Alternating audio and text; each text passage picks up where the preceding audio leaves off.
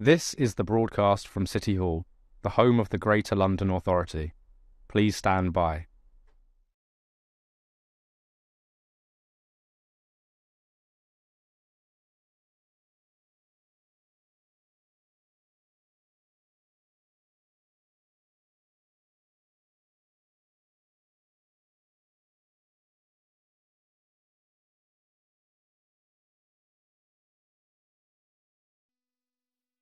This is the broadcast from City Hall, the home of the Greater London Authority. Please stand by.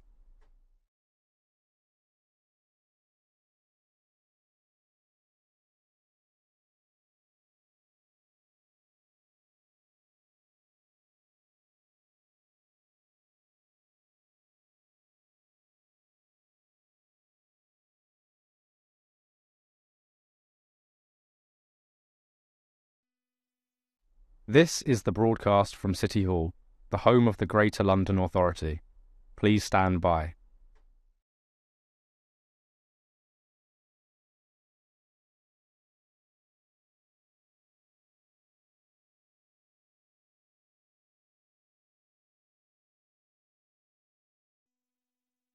This is the broadcast from City Hall, the home of the Greater London Authority. Please stand by.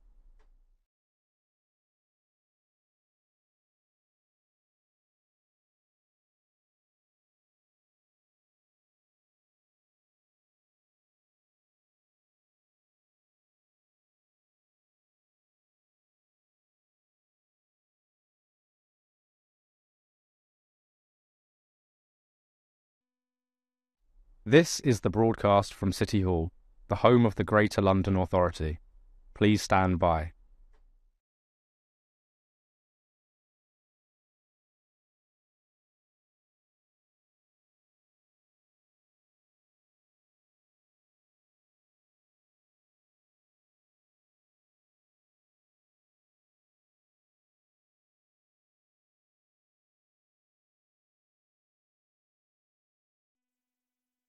This is the broadcast from City Hall, the home of the Greater London Authority. Please stand by.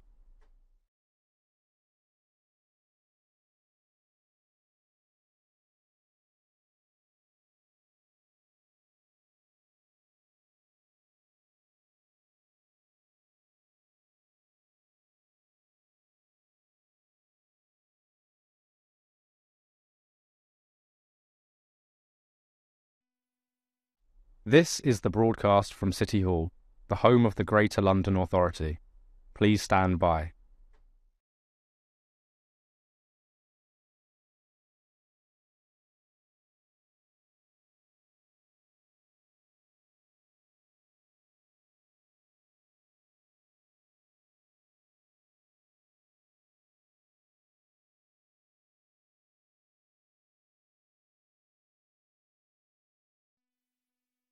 This is the broadcast from City Hall, the home of the Greater London Authority.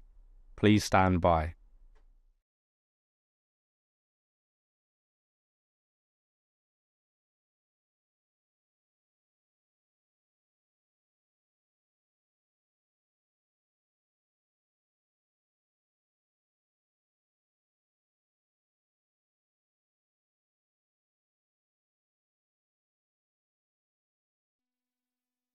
This is the broadcast from City Hall, the home of the Greater London Authority. Please stand by.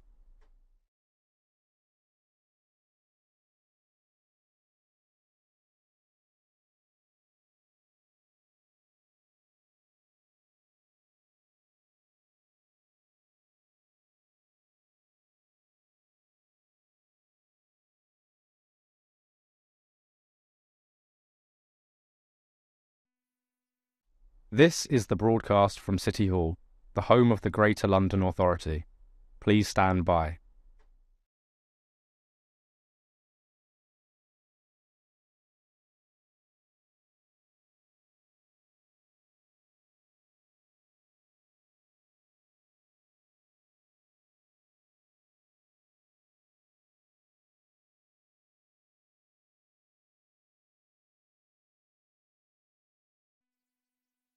This is the broadcast from City Hall, the home of the Greater London Authority.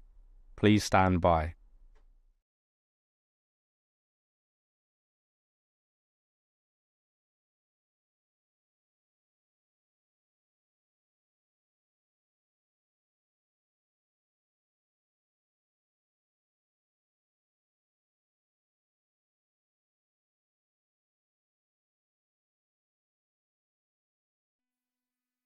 This is the broadcast from City Hall, the home of the Greater London Authority. Please stand by.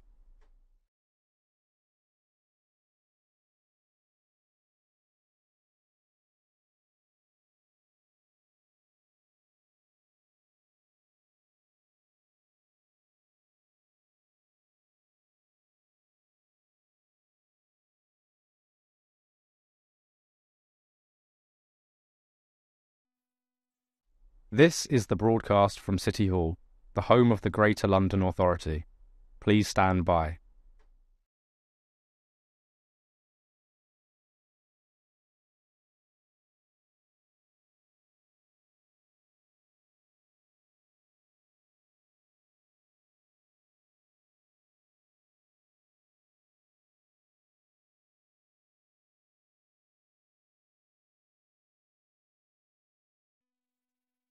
This is the broadcast from City Hall, the home of the Greater London Authority. Please stand by.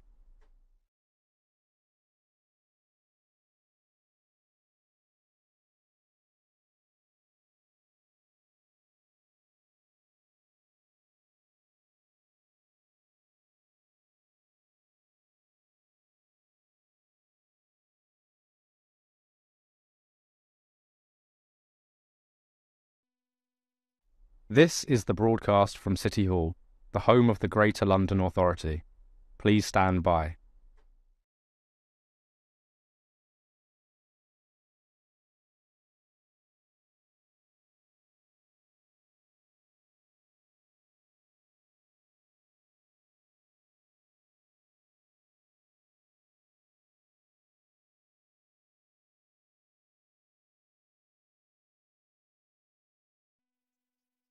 This is the broadcast from City Hall, the home of the Greater London Authority. Please stand by.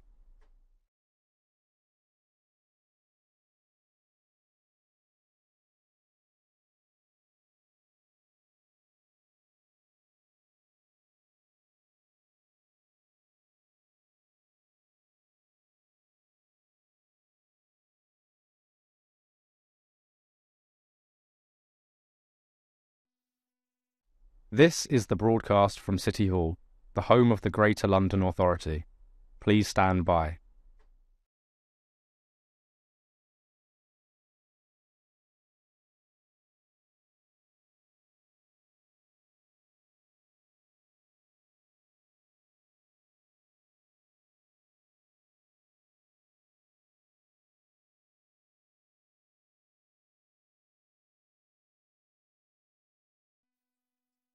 This is the broadcast from City Hall, the home of the Greater London Authority. Please stand by.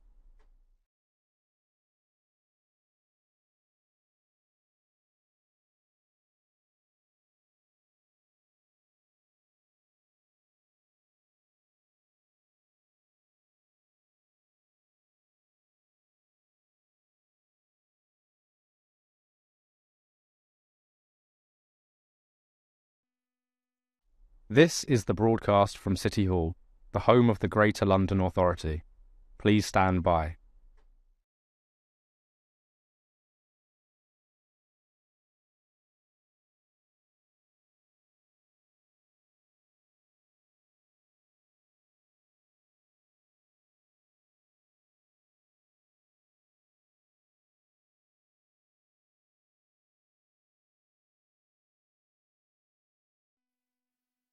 This is the broadcast from City Hall, the home of the Greater London Authority. Please stand by.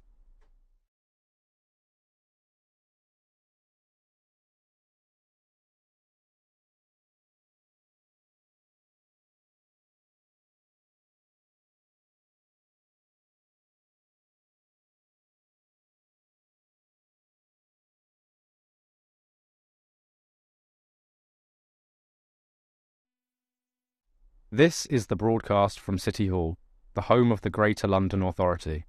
Please stand by.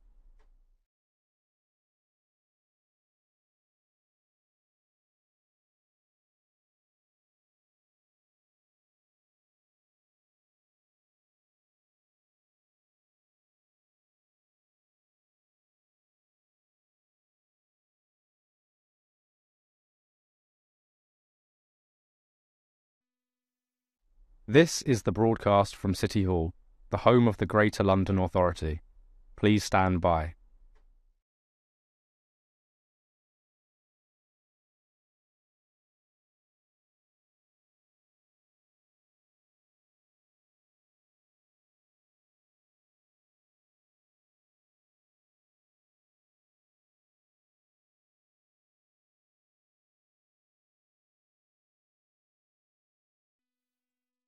This is the broadcast from City Hall, the home of the Greater London Authority. Please stand by.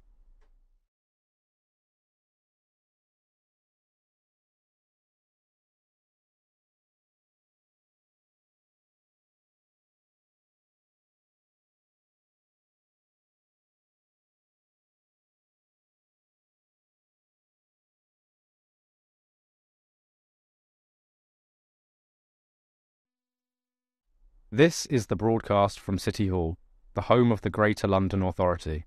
Please stand by.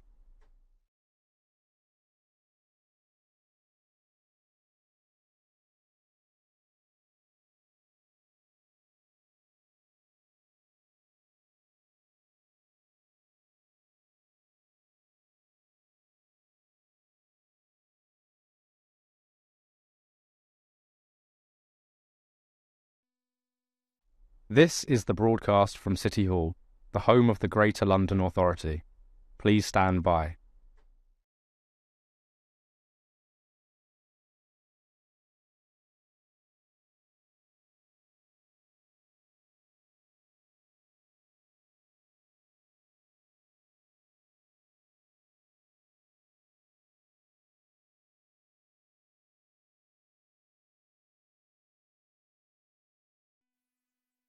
This is the broadcast from City Hall, the home of the Greater London Authority.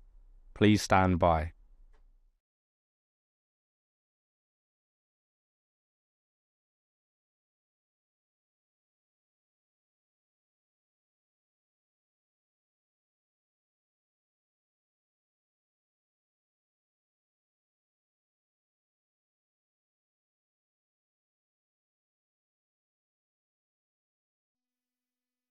This is the broadcast from City Hall, the home of the Greater London Authority. Please stand by.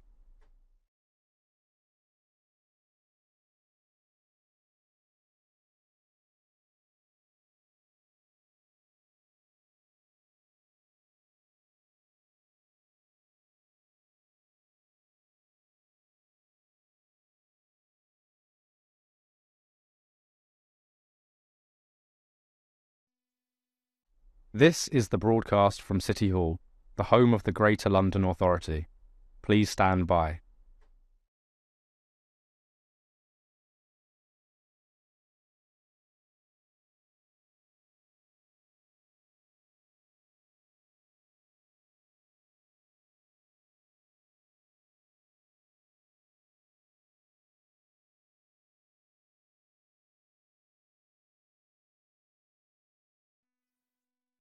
This is the broadcast from City Hall, the home of the Greater London Authority.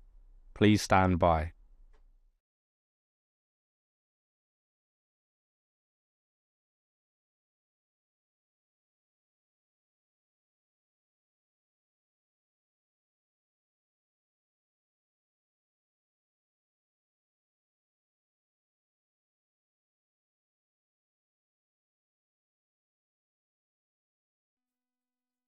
This is the broadcast from City Hall, the home of the Greater London Authority.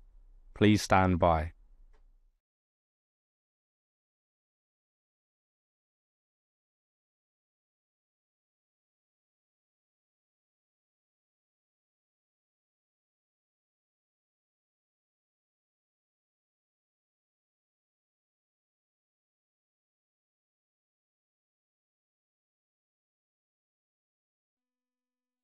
This is the broadcast from City Hall, the home of the Greater London Authority.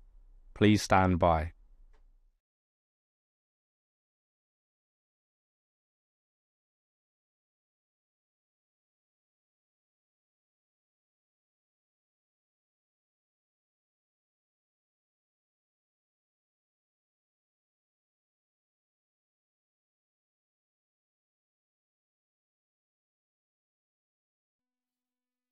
This is the broadcast from City Hall, the home of the Greater London Authority. Please stand by.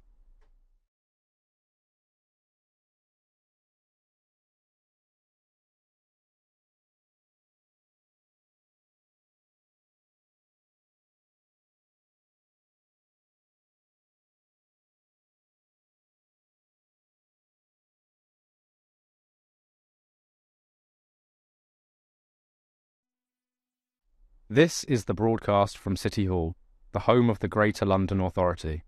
Please stand by.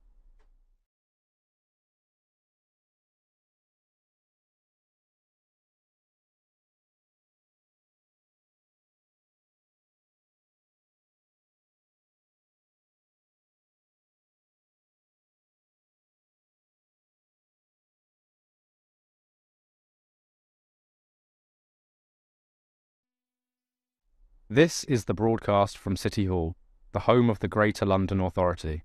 Please stand by.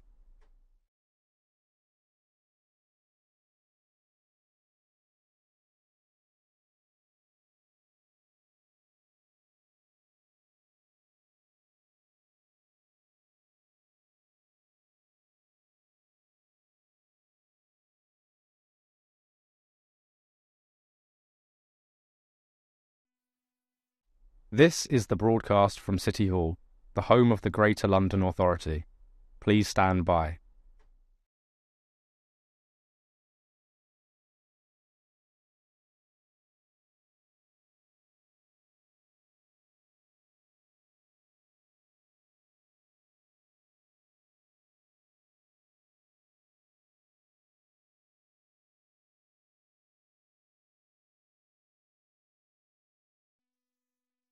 This is the broadcast from City Hall, the home of the Greater London Authority.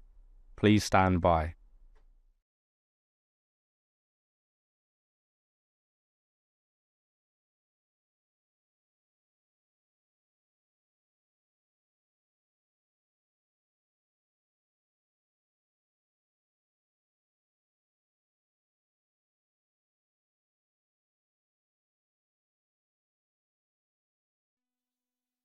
This is the broadcast from City Hall, the home of the Greater London Authority.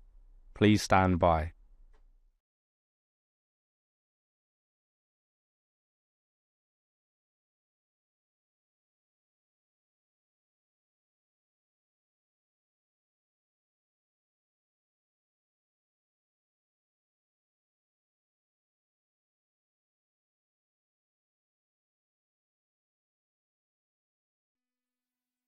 This is the broadcast from City Hall, the home of the Greater London Authority.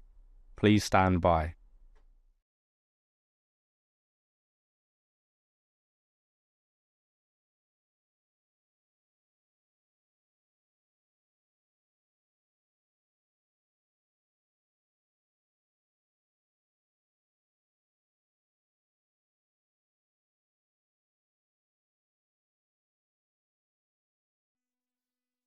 This is the broadcast from City Hall, the home of the Greater London Authority.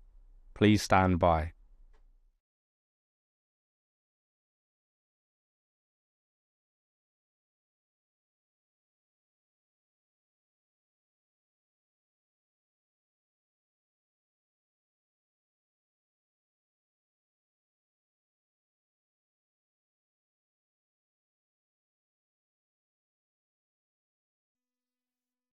This is the broadcast from City Hall, the home of the Greater London Authority. Please stand by.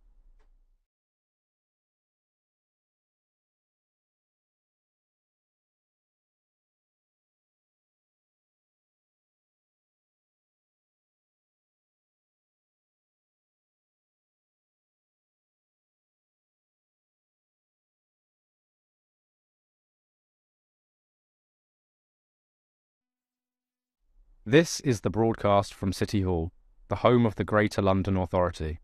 Please stand by.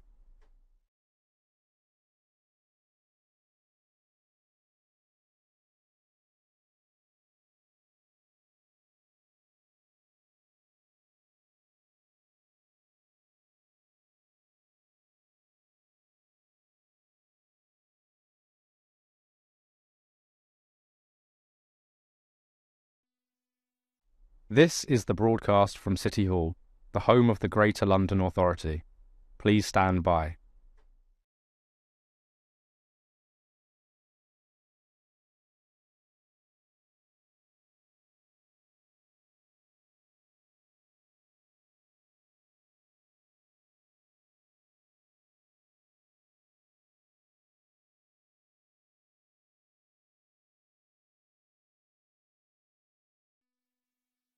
This is the broadcast from City Hall, the home of the Greater London Authority. Please stand by.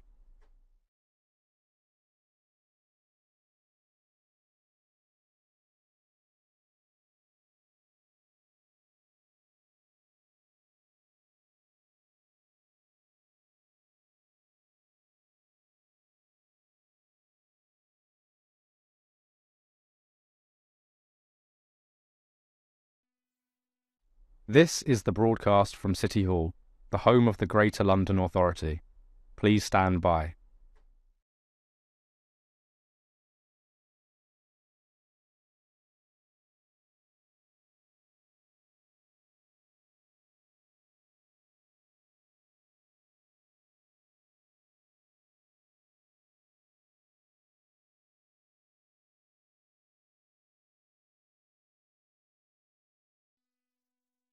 This is the broadcast from City Hall, the home of the Greater London Authority. Please stand by.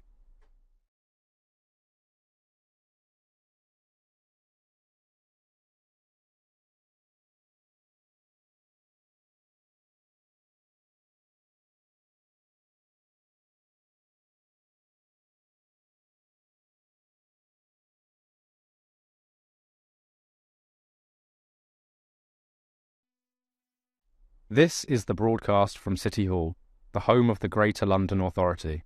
Please stand by.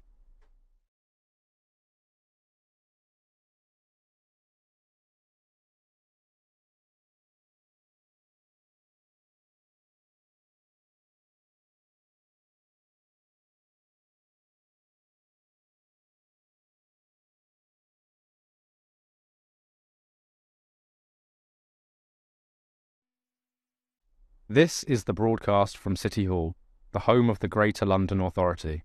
Please stand by.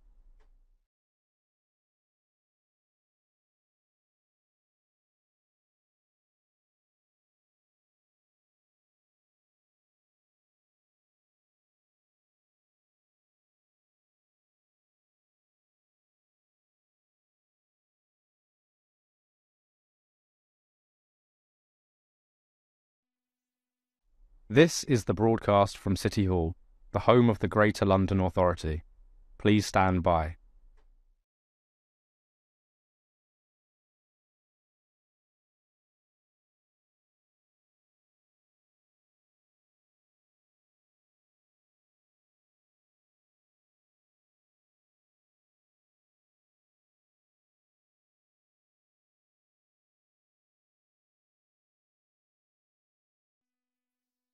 This is the broadcast from City Hall, the home of the Greater London Authority.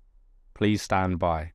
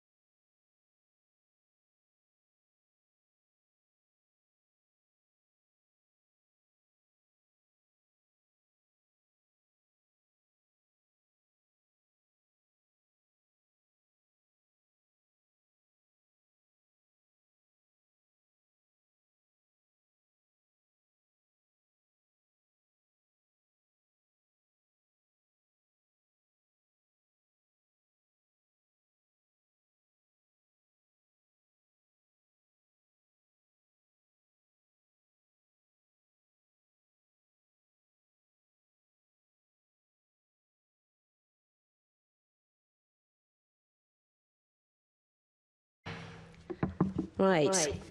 I think we've still got feedback, which is normally good, but maybe not in this context. Yeah, there's definitely... It's fine now.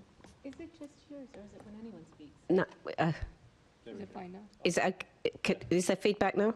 Is it all right? Great. Okay, excellent.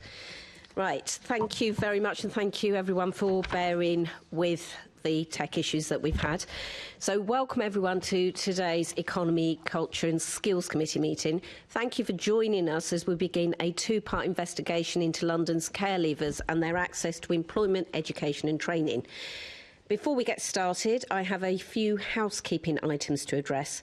Please, could I remind everyone to switch off phones or to switch them to silent mode, and ask that members and guests ensure that electronic devices are not placed directly in front of their microphones. Members and guests are also reminded to position their mics so that they can be heard clearly. If you need to move your microphone, please do so by picking it up from the base. It's if you pick it up there that it causes a problem. Now, I'd like to encourage members of the public to engage with us on X by following @London Assembly and using the hashtag #AssemblyEconomy. Before we proceed, we have a few items of business to attend to. Can I now ask our committee officer, Sal Fazal, to confirm any apologies for today's meeting? Thank you, Chair. Apologies have been received from Assembly Member Polanski. In accordance with Standing Orders 2.4 and 8.2, with the permission of the Chair, Assembly Member Bukhari is attending the meeting remotely as a non-voting observer. Thank you. Can I ask the committee to note the recommendation set out at item 2 and ask if members have any other interest to declare? Noted. Thank you. Can I ask the committee to note that we received some minor clarifications to one of the draft transcripts after the publication of the agenda papers for this committee meeting. The revised transcript has now been republished as a draft on the website. Can I ask the committee to confirm the minutes of the meeting held on 14th November 2024 to be signed by me as a correct record? Agreed. Thank you. Can I ask the committee to note the ongoing actions arising from the previous meeting? Noted. Can I ask the committee to note the response from the Mayor of London to its letter on the impact of remote working on the Central Activities Zone and Canary Wharf? We can now move on to our main item of business, which is a discussion with our invited guests on London's care leavers. We'll hear from two panels of speakers, and we look forward to what is always an engaging and insightful discussion. So I'd like to first welcome our guest to the first panel, Dr. Neil Harrison, Professor in Education and Social Justice at the University of Exeter. Welcome, Neil. Will Kerridge, Political Engagement and Policy Manager at Drive Forward Foundation. Hello, Will.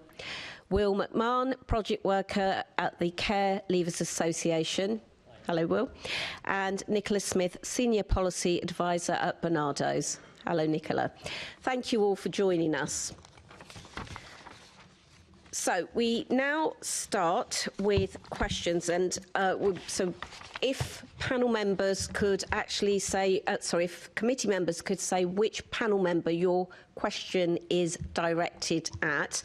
I will start, and my question is directed at all of you.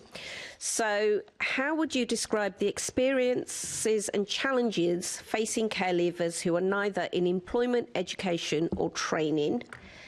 And while you're answering, could you also consider how the situation in London compares to the situation in the rest of the country? Nicola, would you like to start? Yeah, good. Is that working? Is that there? Does that work? Yeah, cool. So I think the first thing to say, and I'm sure that you'll hear the same from a lot of people, is that we still have a massive overrepresentation of care leavers in the not in education and employment training group. Sort of about 38% of care leavers are not in their education, employment and training between the ages of 19 and 21. For other 19, 21-year-olds, that's about 13%. So it's still a big gap. And the other thing to say is that that gap has been been incredibly stubborn and very high, and hasn't really narrowed very much, certainly in the time that I've been working on this policy area, which is really quite a while. In terms of how do we get there and how do we end up in this situation, I think that we do very much need to recognise that this is a sort of an incremental issue that relates all the way back to a young person's time in the care system, which then that people find sort of continues with some of the challenges they face when they leave the care system. So many care experienced young people face an awful lot of instability during their time in care. Many move around a lot, and many end up living out of area. And to sort of move a bit on to your second point, that can be a particular issue in London, just because of some of the challenges that I know that the city faces in terms of, for instance, access to residential care placements, which means that many London young people find themselves living elsewhere. So that stability means that we break down a lot of the relationships that young people have, not just with their birth family who we've moved them from, but neighbours, friends, aunts, uncles, and of course school teachers, etc., which means that many are starting at new schools and finding it difficult to fit in, etc. So that instability means that many miss out on education, they spend periods of time out of education, and that is the start as to why we see this problem towards the end. In terms of looking towards when young people leave care, many of these problems are exacerbated by a lack of support at the age of 18, that many young people still find themselves at the age of 18 having to basically live very much more independently than many young people, other 18-year-olds live. We know that the average age for leaving home in the UK is about 23, 24 at the moment. And in terms of young people leaving care, many are leaving care at the age of 18 and living independently at that age. And that means that they miss out on a lot of that informal support that I suppose that we expect many of other 18-year-olds get from their parents. So things like understanding how to write a CV, understanding what to wear to a job interview, understanding those types of things. So they're missing out on that level of support which they would normally get from their parents, and that hasn't always therefore replicated, which can place them at a barrier. In addition to that, are there some of the really fundamental barriers, and this is, I suppose, would be key message that I'd really like you to take away, is that you can't tackle the issue of the overrepresentation of care leavers in the NEET population without thinking about the problems that care leavers face in the round. We know, for instance, that sort of 1 in 3 care leavers end up homeless in the first 2 years of leaving care. Such are the issues in terms of accommodation problems. We know that all of the evidence demonstrates that they're much more likely to be socially isolated. Research that I did demonstrated that sort of about 50% of the care leavers that we work with have, in the opinion of their personal advisor, a mental health issue that's significantly higher than the rest of the population.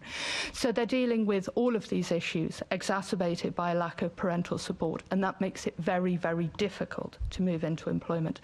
And I think that as we start to think about how do we narrow this gap, we have to think about how do we improve housing, how do we tackle issues of social isolation, how do we build better support mechanisms around young people that would mimic those provided usually by a family. And I think that's a key element to then thinking also how do we then move them into work.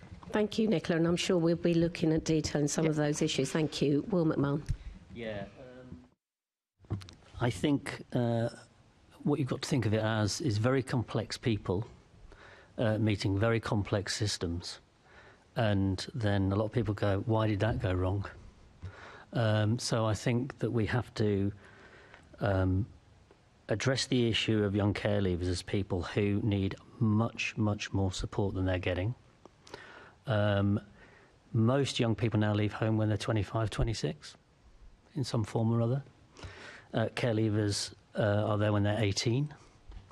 And given the provision that we have for them, they are really effectively abandoned, I think. and their main point of contact is, and this is not to personalise it, but it are personal assistants who are very low skilled and very low waged. So you have people who have lots of very difficult life experiences, then being helped by people who, to be honest, don't have much life experience and don't necessarily have the skills to help that person along the way. And they're dealing with caseloads of 20 to 25. So I think that's, for me, that's one of the core problems, really, that we have to think about. I agree with the outline you gave, and it was very comprehensive. But we've, I think about 30 years ago, the National Children's Bureau published a book called Somebody Who Cares. And I think that is probably what most care leavers need. They don't need a bureaucratised, complex response. They need somebody who is on their side, and they know is on their side, and isn't trying to get them to do something to tick a box. Thank you. Will Kerridge. Thanks. I think it's completely systemic in the sense that you have to consider how health and housing particularly play into the young person's experience of trying to access employment in their young adulthood. I think, so without going back over what Nicola said, I just fully back everything that she said. I think in a London-specific context, I think housing is particularly pertinent because the costs of housing are so high, it becomes very... so let's say you've got a young person in supported accommodation and they are... Will, I'm really sorry to interrupt. Could you bring the mic a little bit closer to you, please? Thank you. So if you've got a young person in supported accommodation and that rent is being paid for by the council, and then at an age of 18, 19, you know, you're most likely to have a low-paid job as one of your first avenues into employment, and then you've got to consider how much better off will you be are you going to be able to afford your supported accommodation rent on a low paid work? Can you afford the transport costs in London, which are very high?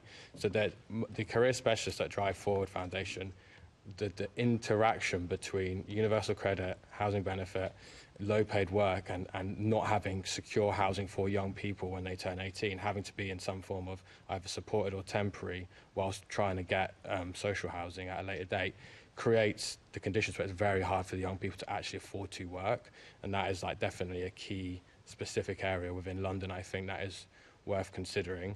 I think also another thing that's like London specific that's important, at Drive Forward, 75 to 80% of our young people are from black and ethnic minority backgrounds, so there's an intersectional kind of element to it as well, and other kind of issues around stigma, prejudice that they might have experienced in their life whilst in care, going through the leaving care process.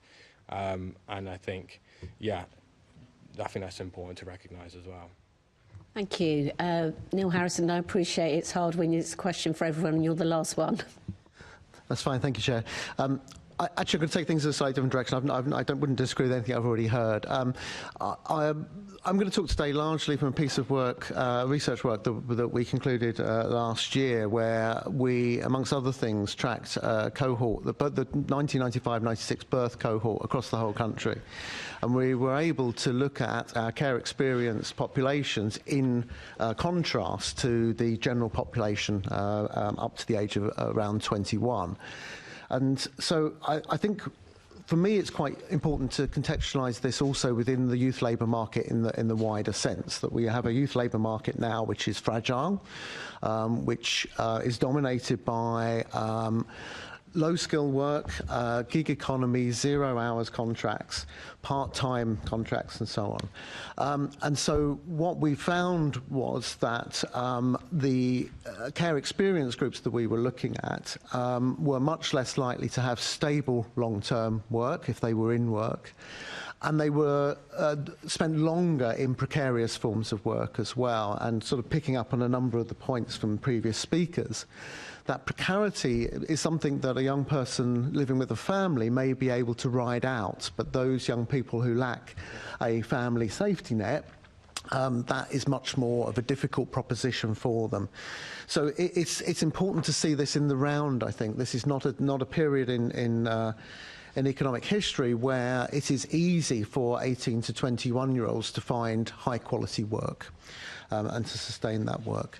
I think the other point that I wanted to make at this point was also about disaggregating, breaking apart the group of care experienced people who are not in education, employment and training, and not seeing that as an homogenous group, but actually seeing it as a network and a mosaic of different young people with very different needs and circumstances. And very much agree with Will's point about the sort of intersectional elements of that as well, and that's something I might want to come back to a little bit later too. But one of the groups are those that would be seen in the sort of government definitions as economically inactive.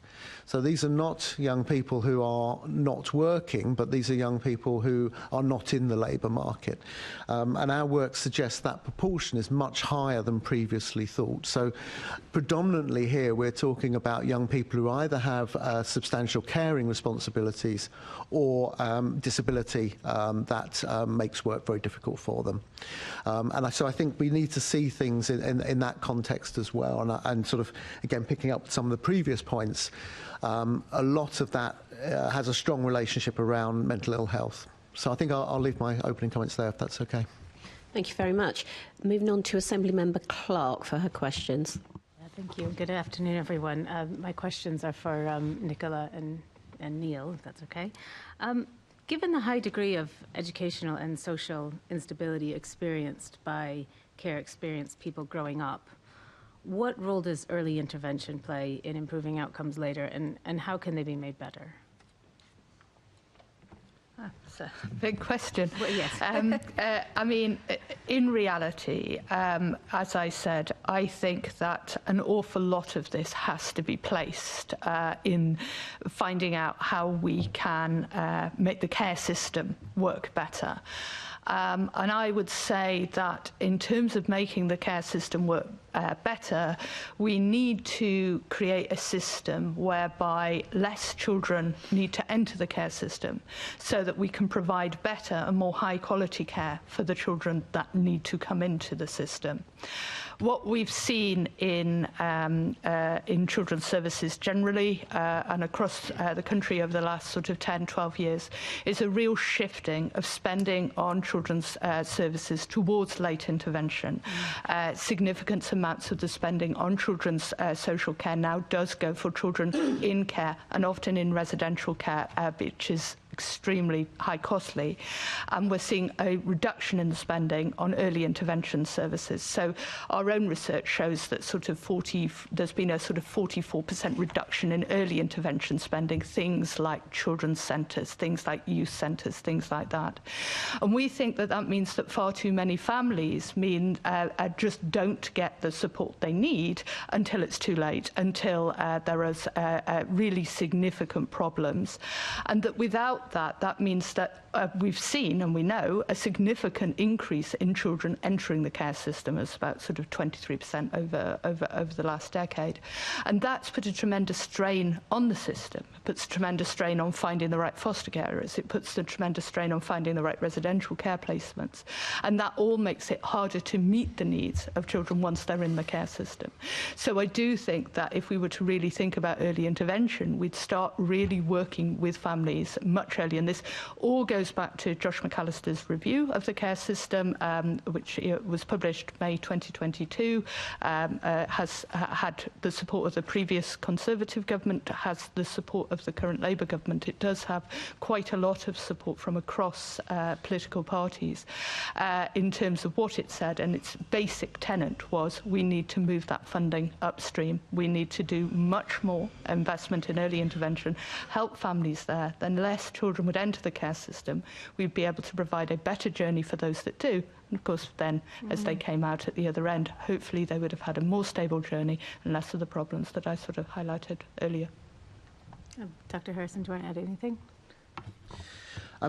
Again, interestingly, I'm going to take this from a slightly different angle, because our work was able to focus on the educational experiences from the age of 11 onwards in tracking young people through.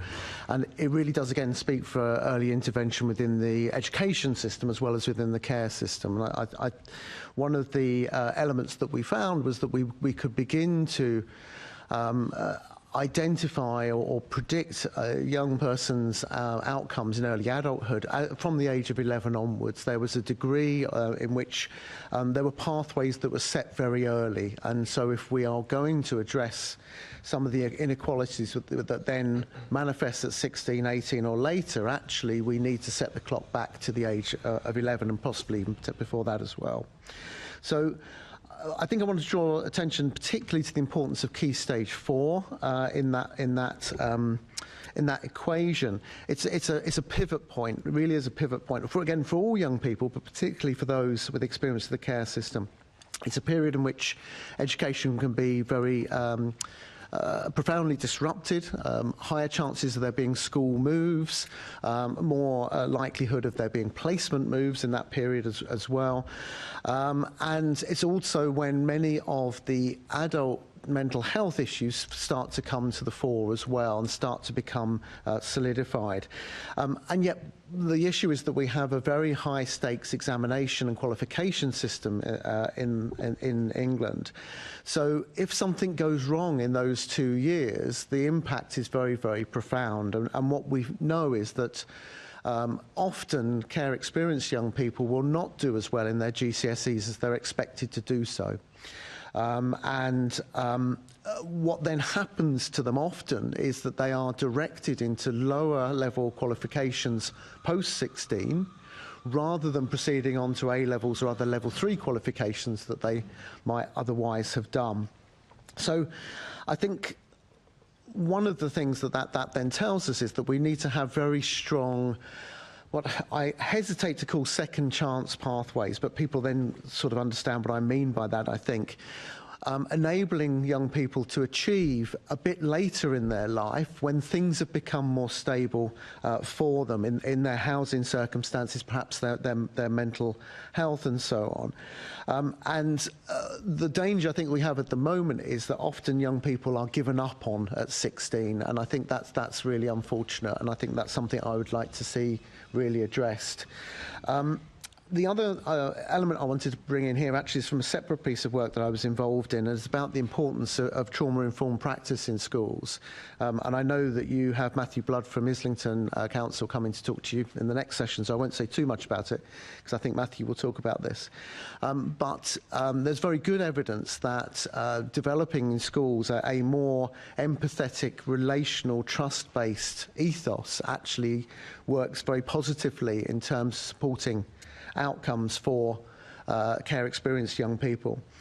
And what that underlines really is the importance of school as being a protective factor for care experienced young people, a place potentially of stability, a place potentially of safety, but that isn't always the case. And I think it's really important that there are very strong links built between schools, the virtual school within the local authority, and also the educational psychology service that's serving that community as well. So I think my final 2 points I want to make just quickly. One is around, we talked about early intervention, but there's also a need for early discussion around careers and other post-16 pathways. That doesn't happen early enough at the moment. It's being left until at the point of 16 or 18 to be having those discussions, where again, for another young person in a family context, those conversations are going on all the time. And then my final point is not to forget the importance of the further education system as well. We know around 3/4 of care experienced young people will spend some time in further education by the age of 21. That's much higher than the general population. And so there's, at the moment, I think when we have discussions about educational outcomes and adult transitions for care experienced young people, we often don't talk about further education as part of that jigsaw. Thank you very much. Thank you for that. And I'll come back to Nicola for a question about special educational needs, because according to Ofsted, fewer than half of looked after children with special educational needs have an EHCP. And of that, about a quarter send support. I mean, it's obvious and very clear the impact that has later in life to have unaddressed special education needs. What are the main barriers to these children receiving the necessary support? I mean, I think this, I talk about a broken care system. There's also a broken special educational needs system to many, to a lot of, to a great extent. And I think a lot of the issues regarding getting the diagnosis of special educational needs are, they are very similar for a lot of children. We know that waiting lists are extremely high, and we know that the system hasn't been invested in anywhere near as much as it needed to be. To think of some of the sort of specific elements of being in care that might make it slightly worse, if you like, and as I said, an already broken system. One of the elements is that the system is extraordinarily adversarial, and it requires somebody who's going to fight for you. Often, many children who get good special educational needs support do so because their parents push for it, and they push for it. Obviously, this is a group that, by their very nature, they usually do have parents, but not necessarily ones that they're living with. They've often sort of moved, varying foster placements, etc., moved around. So they don't necessarily have somebody who's going to push for them, and that goes back to that very adversarial nature of the SEND system that we have in the country at the moment. The other area that I touched on before is the tendency towards instability within the care system and moving around the system, which is necessitating changes of schools. It also, one of the areas that happens a lot is change of social worker. We know that certainly the last time research was done on this, which was sort of 2018, so it is a while ago, there was a demonstration that more kids changed social workers in a year than kept the same social worker for the full year. And without that level of stability within a worker who is the person who's overseeing what's going on, you're going to, as I said, struggle to build that picture about what's going on and understand, linking, for instance, sort of what's happened in this class to what's happened at that school, etc., so that you can build that picture to enable the necessary referrals. And it makes it much, much easier for young people to sort of slip through the net, if you like, because of that. So I think that but as I said, the SEND system is struggling anyway, and I think many of those are problems. I mean, I think already early in the meeting we've highlighted that, early on in childhood you have changes in social workers, and these are children who need to feel that they have an adult who they can trust and confide in. And then as they work up towards having a PA at the age of 18, who you neatly pointed out, Will, may be also inexperienced and low-waged. It's easy to see the basics and the in-depth difficulties we'll explore. I'll hand back to the chair. Thank you. Thank you very much. So now move on to the next area, which is about personal barriers. And if Assembly Member Garrett could start. Hello, morning. I think, Will, you touched a bit on this earlier. It's about sort of work readiness and sort of that transition and having the sort of work readiness skills, or perhaps just the confidence to be able to make applications and sort of move on to the next stage. To what extent is that true? And I'm guessing that you would agree to an extent that is true. Do you have examples of sort of practices or initiatives that have actually helped people to get across that barrier effectively? It was this Will, right? I think it was, yes. Yeah, it was me that I said couldn't I quite just wanted to remember check. which Will, but yes, apologies. I do have a good example. The charity I work for, Drive Forward Foundation, have been supporting care experienced young adults into employment, education and training for the past 14 years.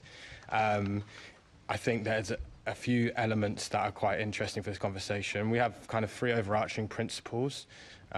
One is the kind of like contextual barriers that Nicola, everyone's touched on really, and for example, as part of our model, we offer counselling services for our young people to help maybe prepare them for being work ready, or they might need that support once they're actually in employment. So there's kind of, we do things like bridging the gap funds to help with that moment between maybe getting employment and benefits slightly changing and then actually getting your first paycheck. So there's lots of like practical elements that kind of help the context, be it like health or housing, or a bit of transport cover costs as well, because obviously London transport's quite expensive. But I think the element that I really would want to focus on is our kind of one-to-one support that we give to our care experience young people from the age of 16 to their 27th birthday. There's a lot of flexibility in that offer. You know, it could start off with building confidence and skills, CV workshops, going on training courses. We offer like a mentoring service, so that could be if you've got a career path that you're particularly interested in, we'll try and find you a mentor that can kind of stay with you beyond working with us potentially. They'll go on, and we have some young people that have still speak to their mentors many, many years later. And I know that's something that the Mayor's office are interested in as well. Our career specialists are essentially like a one-stop shop of a lot of, it's all about the relationship with the young person. We will have our career specialists that often have contracts with a local authority, and then we'll go to their leaving care team, meet with their PAs, and the PA can be the conduit between the young person and then our service, in the sense that we might not get a young person just come to our office, but we'll have our hub model where we go and base ourselves with DWP coaches and leaving care team staff and build those relationships, and then start coming into the more, like, I guess you could say, kind of like corporate world. We have a lot of partnerships with employers who offer ring-fenced opportunities or guaranteed interviews, and so essentially I think we're trying to bridge the gap between the public and the private for the benefit of young people, and kind of, very comprehensive offer really. And we find that we have, this year, our impact report said 50% of our young people who got an education employment training outcome had it was sustained. So I think the key to that is we don't just stop working with the young person once they've got the job. We will continue offering kind of that pastoral support throughout that journey. I mean, essentially, a young person can start working with us when they're 16, 17 or 18 and get their first job with us. We might not hear from them for 6 months to a year, and then when they're ready for the next job, they'll come back and they can still have the same member of staff, assuming they're still there, and we'll find the next job. What's the next level? You want to go on a training course? Have you finished at uni? Whatever it might be. Okay, let's go on to the next one. And then again, might not hear from them for another year or two, but honestly, we have some people that we work with over a stretch of 10 years and help build them up to the point where by the time they're like 26, they've got some financial stability, they're in a career that satisfies them, increase their networks. We do a lot of like social events because isolation is a big issue. So there's the career service, but then there's kind of these like satellite projects around that to help build a holistic offer for young people with a very big degree of flexibility, because I think that is what these young people need. Essentially, going back to the point of what are the conditions that a family would be expected to make for their own child, to the best of our ability. We can't do all of that, but what can we do as a charity? So it's not just about the jobs, it's about everything around it, really. And I think, it works well. We've got contracts with lots of boroughs in London, and we overperform our what they're asked to achieve. Well, you sort of preempted one of my questions, which is going to be, obviously there's sometimes a tendency of like a job and done philosophy, and you've just answered that by saying that it's exactly the opposite of that. I suppose my next question is sort of, in terms of demonstrating the impact of that, it obviously sounds great, and I imagine it makes a big difference to those people. Do you have, presumably, sort of comparable data effectively to show this is what a sort of trajectory, likely trajectory and outcomes look like with or without that kind of longitudinal support? That's a really good question. We are currently undertaking a randomised controlled trial with Youth Futures Foundation and King's College London, so to completely evidence what you've just said. And so no is the kind of short answer right now. I mean, with our impact report, we know that 50% of our young people that had an education and employment training outcome sustained it. When we have contracts with local authorities in London, we're overperforming what they've asked as the minimum of that contract. So I guess in that respect, there's a bit of an evidence base to say, if that's what the local authorities are asking for and we're doing more than that, then there's definitely something in it. But I would say in a couple of years, we might actually be able to like have a real robust like evidence base for it, which would be obviously like really amazing for our charity to have. RCT would be very good. Look forward to hearing that, although obviously long beyond the end of this current investigation. Oh, yeah. And in terms of you mentioned a couple of times the outcomes that councils are looking for. What are the kind of outcomes that they target you with? So tend to be three. So there'd be a level of like sign-up engagement, and then an outcome. Some ask for just employment outcomes. Some ask for actually, we have contracts with DWP. They tend to ask for employment outcomes. When we have a contract with a local authority, they're a bit more like broad, and now education and training kind of is a okay outcome for them as well. And then so there's sustainment. So it's engagement, getting a role or training, and then sustaining it. They're the kind of three markers. Sometimes it's 13 weeks sustainment, sometimes it's 26 weeks sustainment, and that's what they ask for. Okay, that's great. Thank you very much. Did anyone else have any other examples of, processes or not? I don't mean a process. I mean a program that's helping people to make those transitions. Obviously, we've just had a very strong example from Will. Nicola, yeah.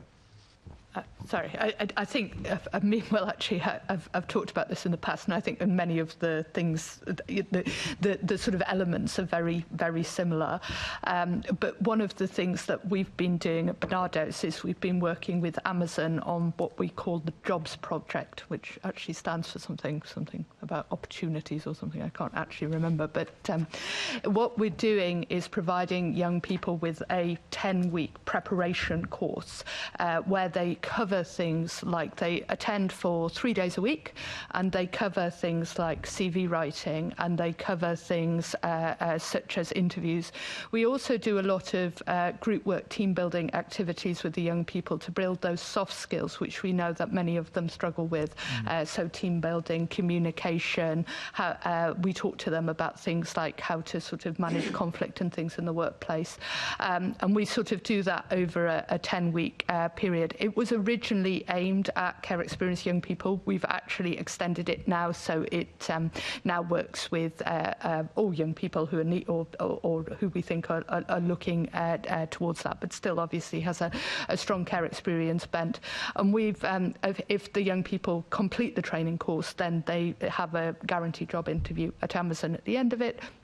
We've again seen some nice outcomes there in terms of people moving on into employment and managing to sustain themselves. But we really think that many young people are just not in a space or place to be able to get straight into a job at that place, and that pre-employment support, that a thing that does often mirror what you might get from a parent in terms of understanding, as I said, building things like soft skills, building things like interviews, stuff like that, has been really key to helping them then move on and sustain themselves in employment. Okay, it's the same question. I don't know whether you have data on the outcomes, the differential outcomes from that, because again, that sounds like a very positive program. No data, no. But I think the point that you were making, and I think we'll all continue to make actually, is that young care leavers need, before they're going to be job ready and job market ready, they need a secure base. And that secure base is in terms of a relationship that feels secure to them, 1 or 2. A secure base in terms of place where they can live and where they don't feel they're going to lose where they're living, or they're living in an area that's, safe for them. And also a secure base in terms of mind, because it's okay thinking about putting people through job readiness programs, but actually what we found when we were working with people on this is that actually they need kind of lots of mental health support, quite a lot of care leavers, because of the experiences they've had. So if you're talking to them over here about this and actually they're over there, then you are, you're starting at the wrong place, really. So we think that needs really to be thought about. We would recommend Drive. We think what they do is excellent, and if anybody comes in London needs support, we would point them to them. Okay, because it seems to work. Thank you very much. Thank you, Chair. Thank you. It is a very exciting meeting, not only because of the discussion, but all the processes and procedures. Committee, I am sorry, but as you know, we are a little bit short of members actually in the chamber, and we have a member who's left. We'll be back very shortly.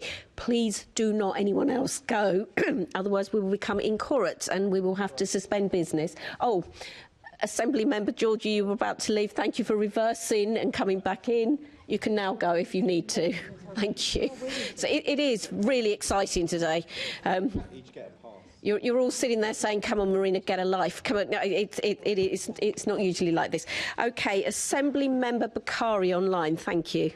Thank you, Chair. I'd like to direct my questions to Neil and Nicola, and it's on what both of them have already been talking about, which is mental health. I think both of you have talked about the fact that there's the lack of parental support and feeling socially isolated are some of those factors in terms of mental health posing a barrier. Could you both go into some of the detail of why this is a particular barrier for care leavers who are trying to gain employment, education and training? And I don't mind if Nicola wants to start. I'll start. The thing to firstly note about it is that children enter care. The vast majority of children who enter care because of abuse and neglect. It's about sort of 60-odd% of young people, of children. So many of them have suffered significant past trauma, and that obviously can have an impact in terms of their mental health. In terms of accessing mental health support services, rather similar to the point that I made with SEND, we know that there is a problem in accessing mental health support services across the population, and obviously for a population that has more mental health needs than the rest. They're still struggling with those same access to CAMHS and child mental health services when in care. In terms of leaving care often poses a real cliff edge for mental health support for care experienced young people. This is an age, as we've mentioned a few times, where these young people are going to be living on their own for the very first time at the age of 18, having not necessarily got the support around them. It's also the time when they will often transition from child mental health services to adult mental health services. And child mental health services and adult mental health services have different criteria, different assessments in terms of being able to access support. So it can be very difficult for a young person who is already accessing support from child mental health services to necessarily be able to get them from adult mental health services. And that means that at a time when they no longer have a social worker and they have a personal advisor, they're living on their own for their very first time, and they're facing all of these other big changes in their life at 18, that's when the support, the mental health support, disappears.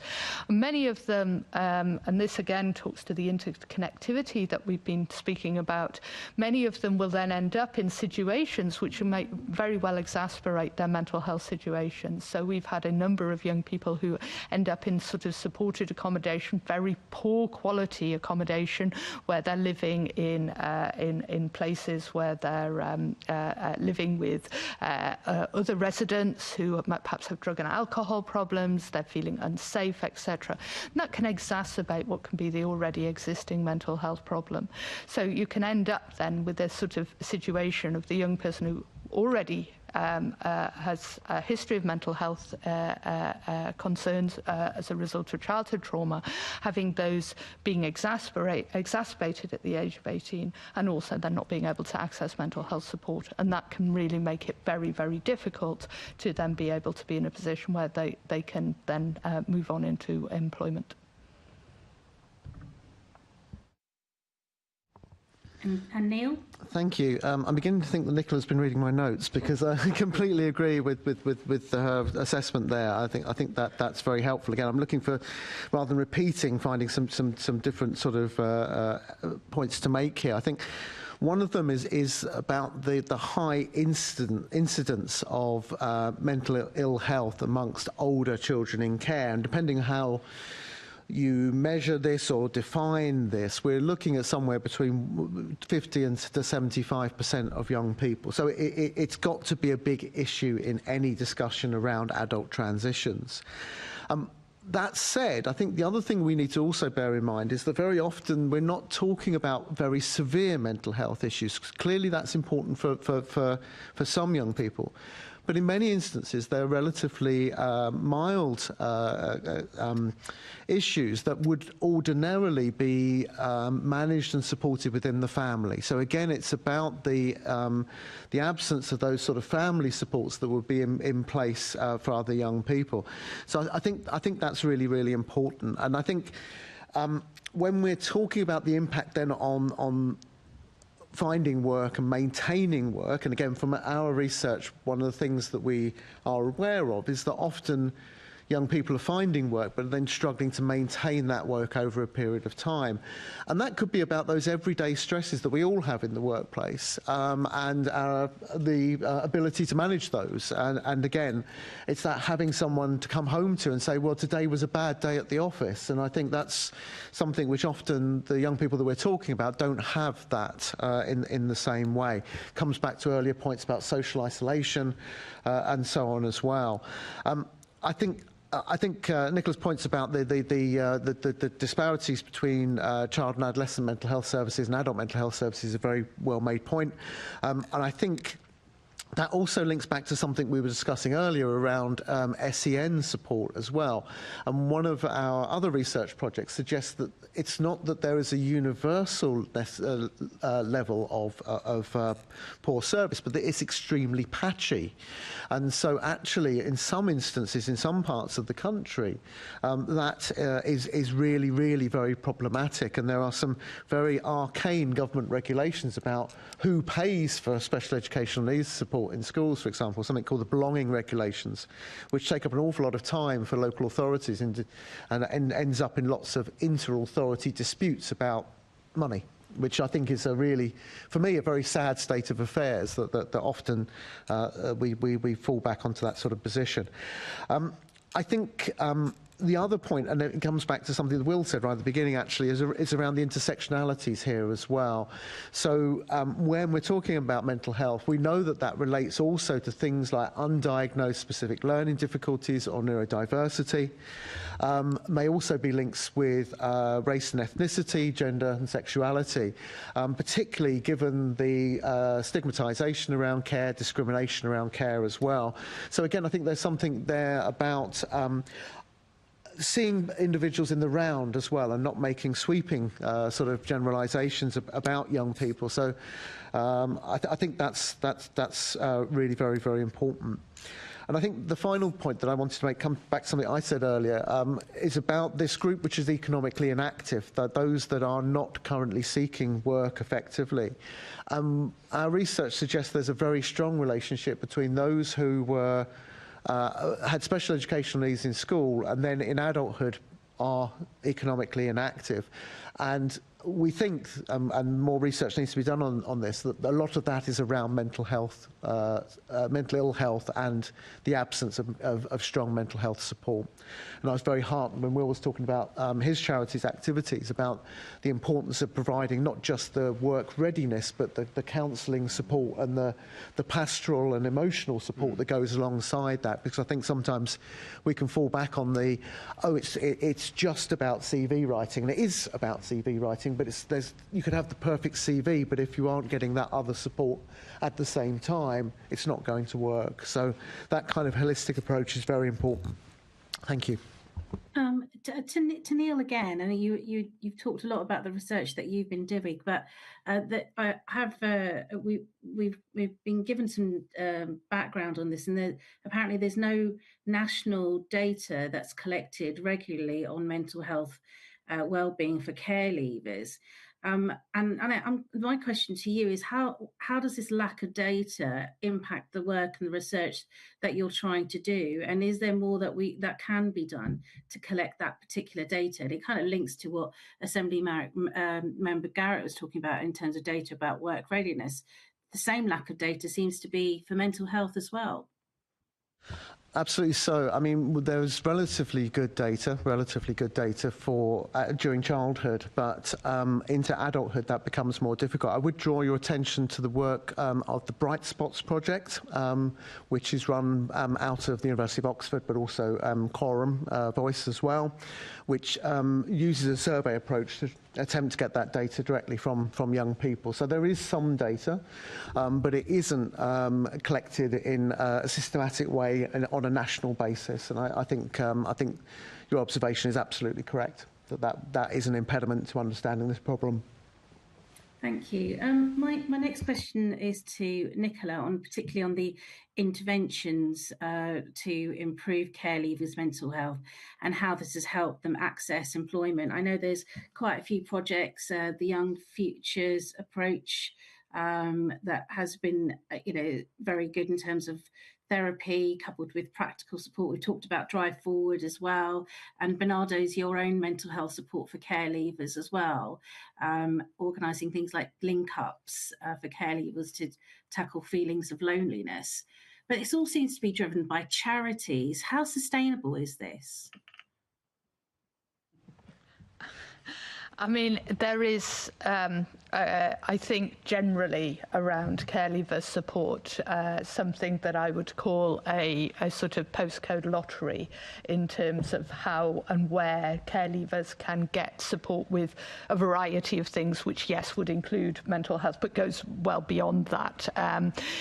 We've looked at, we've been recently doing some work on housing, just as another sort of area where we were looking at the provision of rent deposit and guarantor schemes for young people who are trying to rent in the private sector, because obviously if you don't have a parent to act as a guarantor, if your local authority can't do it, then that acts as a barrier. And we discovered sort of 48 local authorities in England do it, so that's a number that don't. And this is the problem that we have. We can identify many of these sorts of schemes and things that we do know help and that we do know. Free bus travel, we know, has been one that's really helped, and we've sort of seen free bus travel offered in Manchester and Liverpool, but many areas of the country where it isn't. So we do have a postcode lottery across the country, which does result in a very patchy level of provision generally, making it not completely sustainable. And we certainly at Bernardo's we've been calling quite a while for a sort of a national offer of support for care leavers to help sort of iron out some of those gaps. And can I just have clarification? You do mean this for mental health support generally as well? Yes, as I said, in terms of a lot of the projects that you were identifying, yes, again, you will see some local authorities that have been able to invest quite well in a good mental health offer, have a good charity or whatever that they can work in partnership, and somewhere there's very little available at all, and it is just that postcode lottery.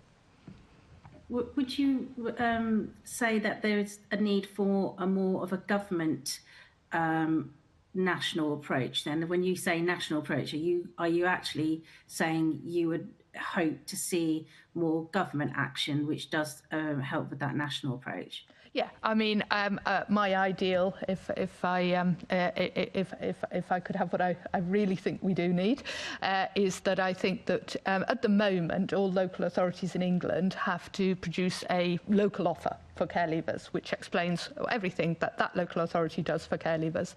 And I would like to put some sort of, to have at a national level, a requirement on the government to have a national offer for care leavers, which would sit alongside and sort of above those local offers for care leavers. We are already going to see, I think, the Children and Wellbeing Bill, which is going to be introduced in Westminster soon, is going to extend what they call the corporate parenting principles.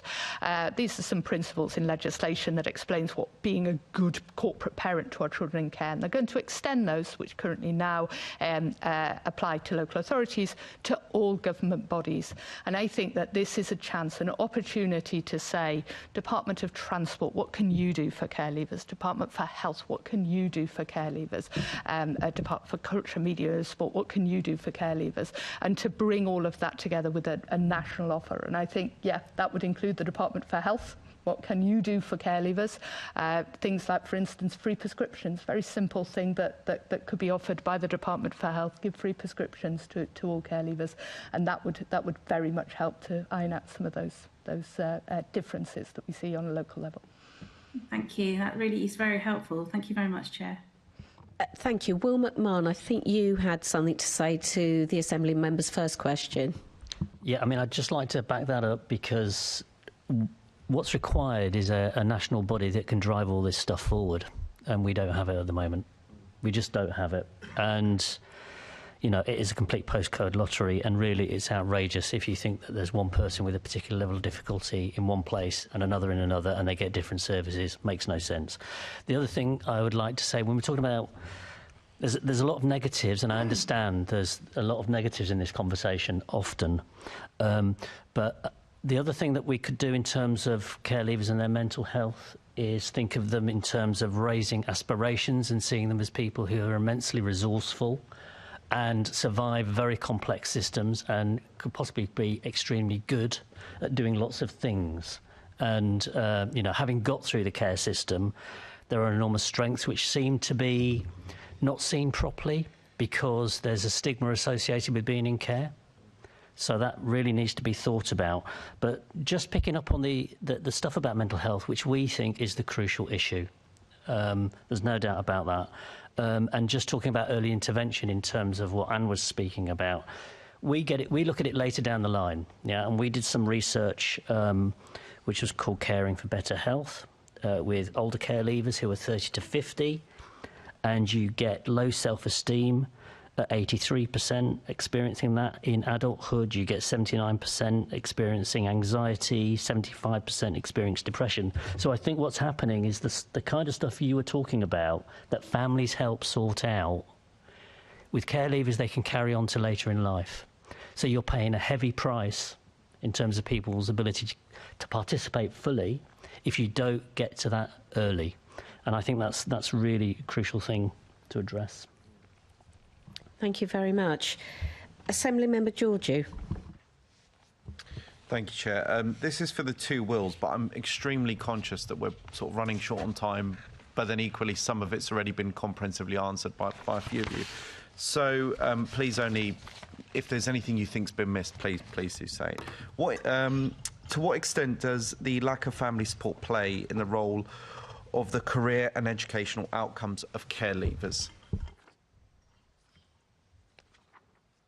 Yep, well. Everything. It's absolutely everything. Nobody's asking for perfect parenting, and nobody's asking for local authorities and the state to be the perfect parent to care leavers.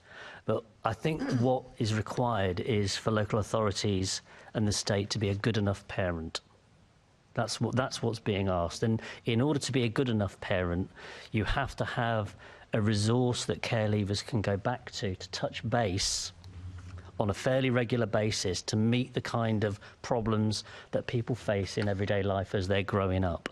Because the very small problems, you know when you're 16, 17, something can feel huge, and if you've got an adult next to you saying, actually, it's not that big, or we can help you with that, care leavers need somebody like that. They need somebody who has the professional skills, the qualification, the training to deal with all that kind of stuff. And I have to say, I'm sorry, but it's not, personal assistance. It's somebody, or PA, it's somebody who's much more skilled than that. And if we had that, then it would in some way mirror and pattern what you get from the family. Not entirely, but it would do a much better job than we're seeing now.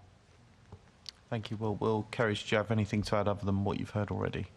No, I think to reiterate, the corporate parenting responsibilities being extended definitely does feel like a moment in which the family model could be placed among the different departments, both in a London local level, but also kind of on the national level.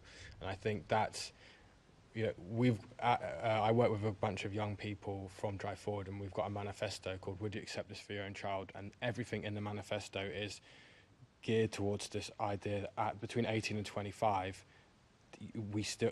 you're not fully independent, so don't treat us like we are. We need the support that a family would provide, and I think the more that you hear that today, that is the most important thing. Can I just have one more thing that somebody said to me? Do not, if a care leaver goes into the university system and comes out when they're 21, do not think job done. Because too many authorities go, you're off the books, you've got a degree, you're okay. Actually, that's when difficulties can really start. No, absolutely. Thank you both. So this question is for Neil and Will from the Care Leavers Association. Once again, a lot's been covered already. What can be done to improve the long-term career prospects for care leavers, particularly those who may be stuck in cycles of casual, temporary and seasonal employment? So perhaps I think we haven't really covered too much of the seasonal employment bit, so if we could focus on that. That's an interesting question. It's not one specifically I've looked at before. I think one of the elements that we've not discussed yet is the importance of the virtual school in this. And virtual schools have been around now for 10 years, and they are gathering momentum as being a focus for for those transition points, not just about education, but about training and employment as well. And some of the good practice that we've identified has been about working with young people through virtual schools, where the turnover of staff is not as high as it is within social work teams, and where there is not the level of pressure there is on the leaving care PA system as well.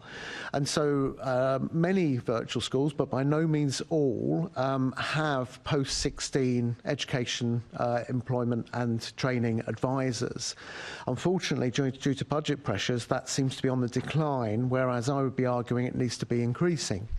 And I think that begins to help to provide that continuity. And again, it's something that Will mentioned, which again I want to put in a slightly broader framing, which is about having adults in your life that you can trust. And it almost doesn't matter who that is. And so having someone within the virtual school that you've worked with for a period of time, and the young person knows that person, has a trusted relationship with that person, that then enables them to navigate that.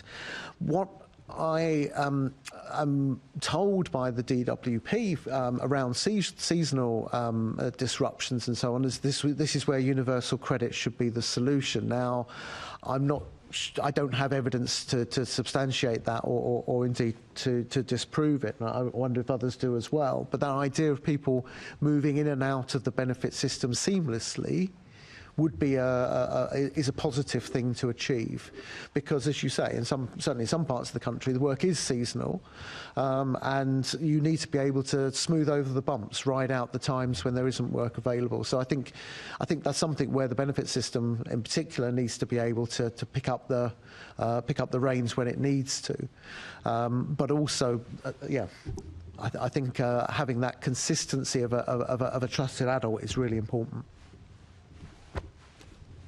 The benefit system is a complete nightmare if you're a care leaver. Yeah, no. It's just a disaster zone. We get more calls from young care leavers who are saying, I can't get into the system, I've been chucked out of the system. It's just a disaster zone, and we need to find some way through that. We really do. And also, just to go back to the final point you made in terms of the adult that you need there, which I think is really important, but also you didn't want to say second chance, but I think another go.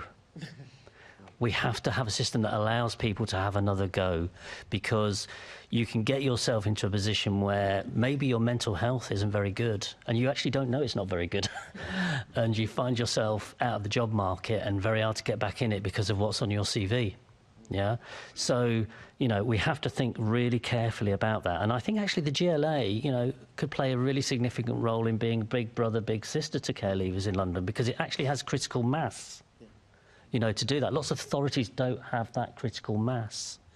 And for the GLA to, help in those ways would be, I think, really good to talk to the various authorities, say, look, Can we not find a way through this?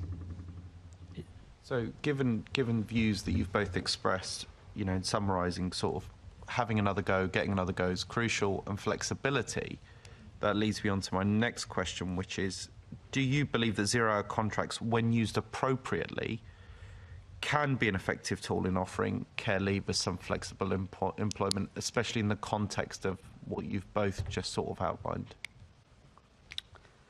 I don't know the answer to that question, actually. I'm not sure whether you do, but I don't. I think that rather than saying 0 hours, it's kind of a question of helping, rather than presenting a market that's 0 hours based, it's a question of saying how can we help care leaver maintain employment and return to it. I'm not sure that 0 hours is a way of thinking about it that helps, but I'd need to go back and talk to people. No, similarly, I wouldn't have any particular evidence about that. I think it's often part of the problem. Whether it's ever part of the solution, I'm not sure. I think for me the bigger question is what forms of employment can give a care experienced young person enough money to live and to meet their basic needs. I think it's that meta question that really matters. Coming back to the sort of second chance as well, I think one of the things, for example, to remember around that is over half of all university students who are care experienced are over the age of 21. So that's already happening. It's often forgotten and missed out, but those routes back in that might be about, I mentioned earlier, further education. So having a further education system which is flexible, allows multiple entry points and supports training that leads to work, I think is really very important as well within that. But to your direct question, I couldn't say. No, that's fine. Just to summarise, I appreciate your honesty, both of you. They're probably, the stats around that are not very solid or even there at all. But I think just a nod of heads would be good, just agreement that I think more flexibility within the system is definitely something that's required. Yeah, okay. Thank you, Chair. Thank you very much. And of course, it's good to see that the new government has acknowledged the issue of 0 hours contracts and the flexibility being an important part of that. Thank you. Assembly. So what we've done is we've moved, and Assembly Member Georgiou's first question was about second question was about structural barriers. So now over to Assembly Member Garrett. Thanks, Chair. So Neil, if you excuse me. I think your research, sorry, it's contagious, I do apologise. So your research highlights that care leavers are over-represented in disadvantaged groups in the labour market, such as people with disability, low school attainment, and so on. I was curious to understand, to what extent is their care experience the main factor in those outcomes, or whether it's a sort of incidental factor in amongst a number of other variables that are driving that? No, the statistical analysis we did identifies a specific care element to that. So it's an additive process. There are lots of forms of inequality and disadvantage that are adding together in that way, but care is then layered on top of that. And there are a number of things that you can see where care exacerbates other problems as well. So we've talked about that quite a lot. But for example, the moving of schools is such a simple thing actually, but that has an absolutely profound impact. And a young person in the care system is something like 10 times more likely to move school than another otherwise similar young person. And that has such a disruptive effect. An anecdote is, I remember speaking to a young person a little while ago who'd studied Jane Austen 3 times, because every time she moved to a new school they were doing Jane Austen, and so she was an expert on Jane Austen but not anything else on the English curriculum.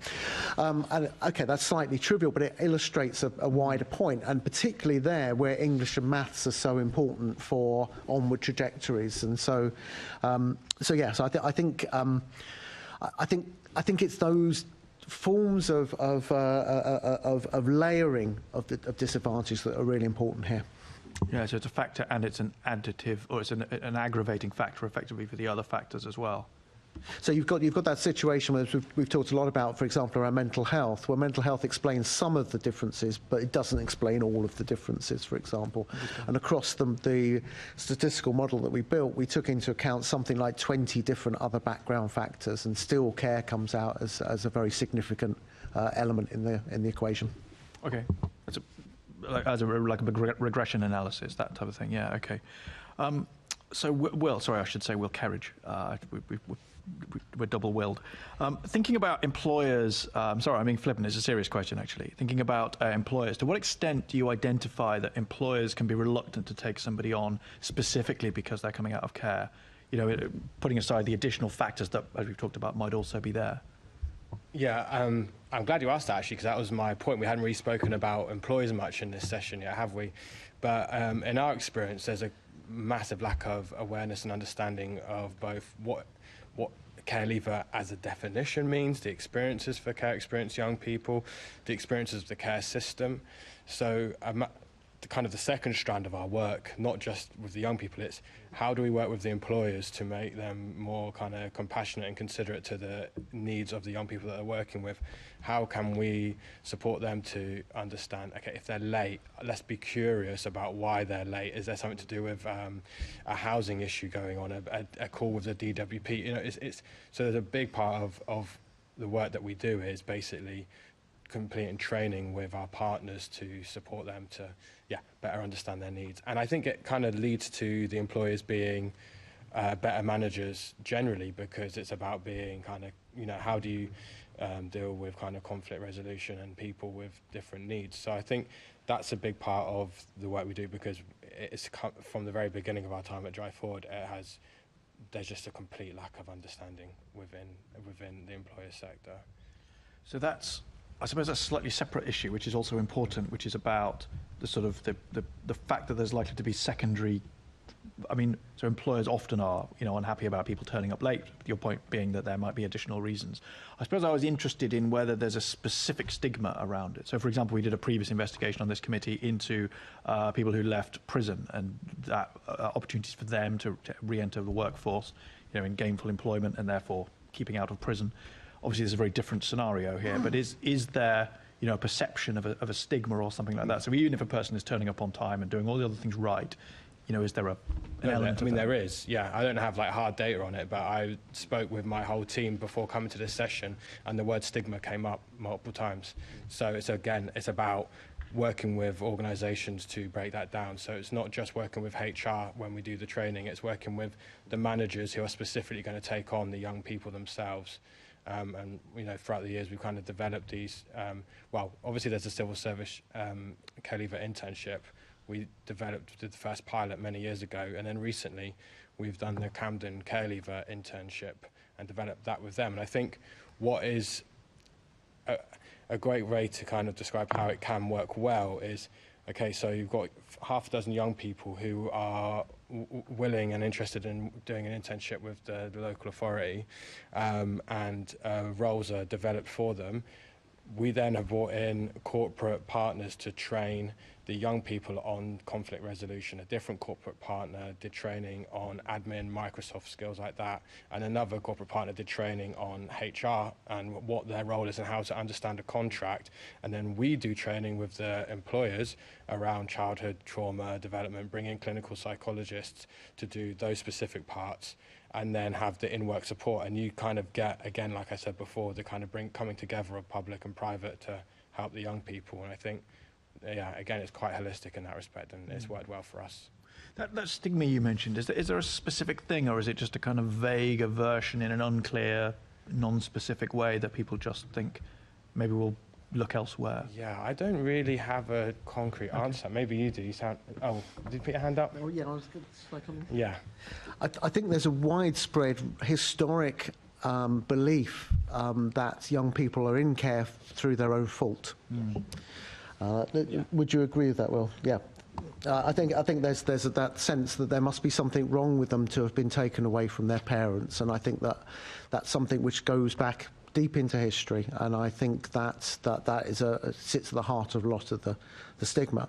I think the other element is around mental health, which isn't necessarily about being care experience, but most care experienced people have issues with their mental health. Therefore, it's a sort of secondary stigmatisation. Does that help? It does, yeah. It's quite useful. Thanks. Sorry, other Will. I shouldn't call you other Will, but Will McMahon. Were you indicating on that as well? I think that the stigma thing is really important because it's not only going on out there, it's going on in here. Yeah? And so it needs to be thought about. And we come across it a lot. And to be honest with you, if you're a care leaver and you meet care leavers for the first time in a room, that's the first time that you can honestly talk about yourself. And that is because there is stigma out there. However you measure it, it's out there. And it's very unusual to recognise it. But when you do, you go, OK, I see what's going on here. I think part of that is to do with the troublesome term of cycle of abuse, which I think is really, really poor definition, because for many care leavers, that's saying that happened to you, you might do it to somebody else, right? And you can imagine struggling with that, right? So we need to stop thinking about it like that. The other thing that we need to look at is this, yeah, where we can say the GLA with care leavers who, and by success we mean being able to hold down a job, whatever the job is, or have been really successful. The GLA could message around to employers about apprenticeships, about how successful and resourceful, young people coming into the labour market can be, because they've had to generate a lot of skills that other people haven't had to generate because they've had families behind them. So in there you'll see all kinds of stories, all kinds of outcomes, but it's about projecting an image to care leavers that they can actually get on and do stuff with their life and actually see people who've done it. Thank you very much. I was just thinking, the next question I had down here was about the cliff edge at 18 and what more local authorities can do.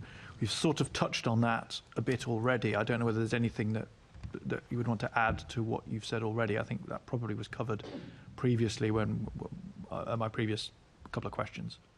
So assuming that nodding means no more to add, I'll hand back. Thank you very much, Chair. Thank you.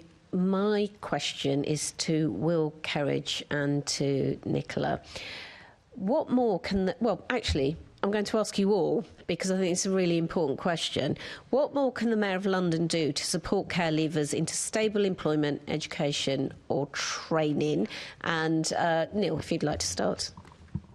Thank you. I've got a shopping list. I've got 5 things I wrote down here anticipating this question, actually. The first is being a positive employer.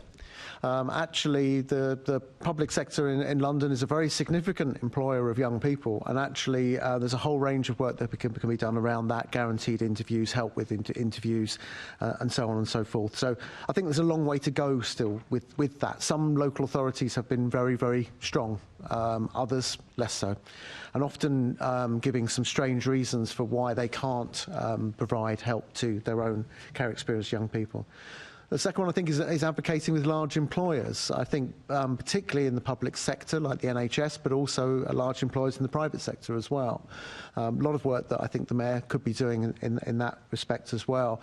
And there's some very excellent work that's been going on in Greater Manchester in that respect, for example, which perhaps London could pick up and work with as well. My third point is about extending the work on trauma-informed practice in schools. There's excellent work going on in Islington and Enfield, for example, but it would be great to see that being led at a mayoral level. Again, evidence of that in other parts of the country as well. And also, again, then taking those ideas about trauma-informed practice to employers as well, and helping employers, as Will was describing, to understand what it is to be care experienced and what implications that has.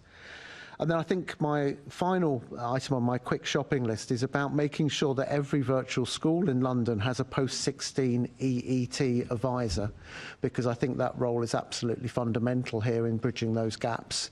And at the moment, as I say, that is a role which is under budgetary pressure. So I think the Mayor could be working to ensure that the coverage there is throughout. And I think that comes back to our postcode lottery and patchiness question. We should have a system where a young person anywhere in London gets provided with the same level of support, and it shouldn't be down to where they happen to have been born. So thank you. Thank you, Neil. Will Kerridge.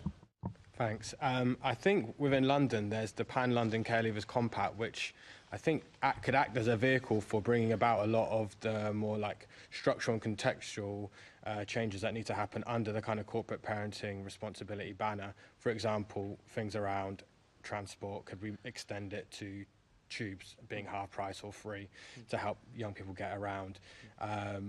At the moment, I'm part of the Pan-London Care Leavers Compact, and we're developing an employment education and training offer to be part of the overall package. And I think it's like using that in like we don't. There's the will within London across different partnerships is there to, and the ideas are there, but there needs to be kind of someone needs to lead on it. I think the mayor could be the person to really enact the changes that are needed. So I would say Pan-London Care Leavers Compact is a great vehicle for change and can be, it already exists, it's just can we make it more robust, can the offer be even better?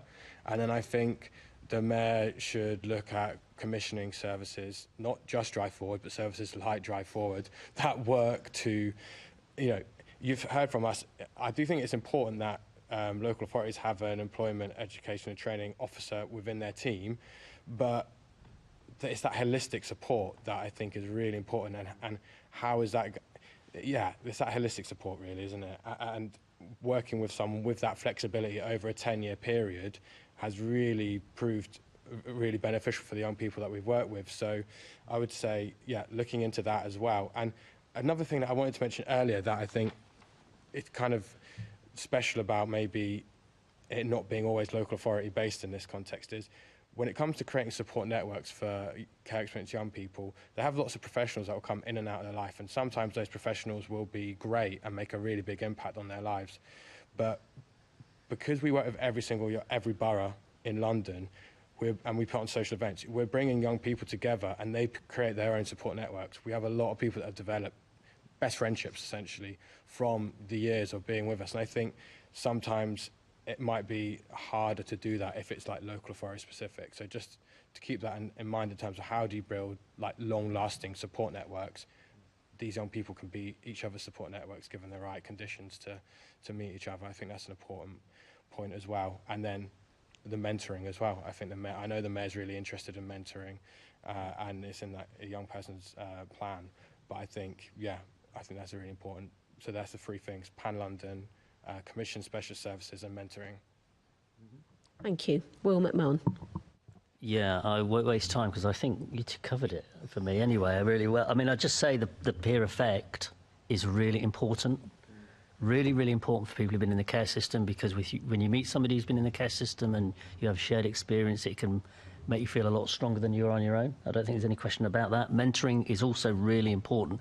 And I kind of guess that's what I was trying to get at about the GLA being, a good friend to care leavers and presenting itself as a good friend to care leavers and bigging care leavers up and, raising the whole... We've seen it done with other groups that have experienced stigma and discrimination. So the GLA could do it with this group of people as well, and I think it would have really good effect. And I would not be forgiven if I didn't point you back to the GLA working with the NHS around mental health issues and trauma. Really, it's at the bottom of quite a lot of this stuff. Thank you for that reminder, Will. Nicola. Yes, I'm basically going to repeat what Will said, in that I do think that the Pan-London Compact is it's the place to start. And in terms of really improving and making sure that you've got the holistic offer, it is looking at that, at the compact, making sure that you put in good sort of monitoring and understanding about how the offer within that compact is working on the ground. I know I touched on rent guarantor deposit schemes, which were very positive about when local authorities do them, but then we're told that sometimes landlords don't accept them and things. So it's making sure that when you're looking in terms of those offers that are in the compact, are care leavers able to access them? Are there barriers to do so? So really good monitoring there, but also extending some of the things out there. But it's that point that I sort of made, that that this is a point when we're looking to extend those ideas of being a good corporate parent to so many other bodies, and that's very much on the national government's agenda. And it is basically thinking about, in everything that you do as a local authority, how could care leavers be part of this, or how could we make sure that care leavers don't face a barrier because of that? Because I think that can really sort of take us forward to sort of good quality corporate parenting. Thank you very much. So I'd like to thank our guests now for their contribution to today's meeting for this first panel. We've now come to the end of this first session. It is an emotive subject, and it has been, wonderful listening to what you have to say and your expertise on the issue as well. And if there is any information that you feel that as a committee we would benefit from, please feel free to send that to us, because I think it's a really important issue, and it's a group of young people that don't get the airtime that they need. So please do send us whatever you have. So we will now adjourn for 5 minutes whilst our next panel comes in. Thank you very much.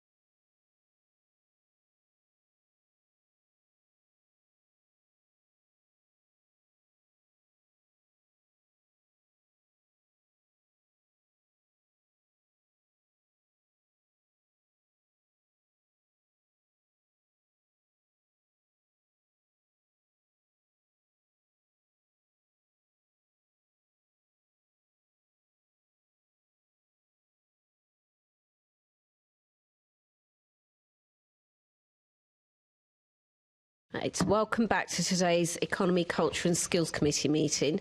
Now, to continue our discussion on London's care leavers, I'd like to welcome our guests for this second panel. Ayo Akande, Interim Assistant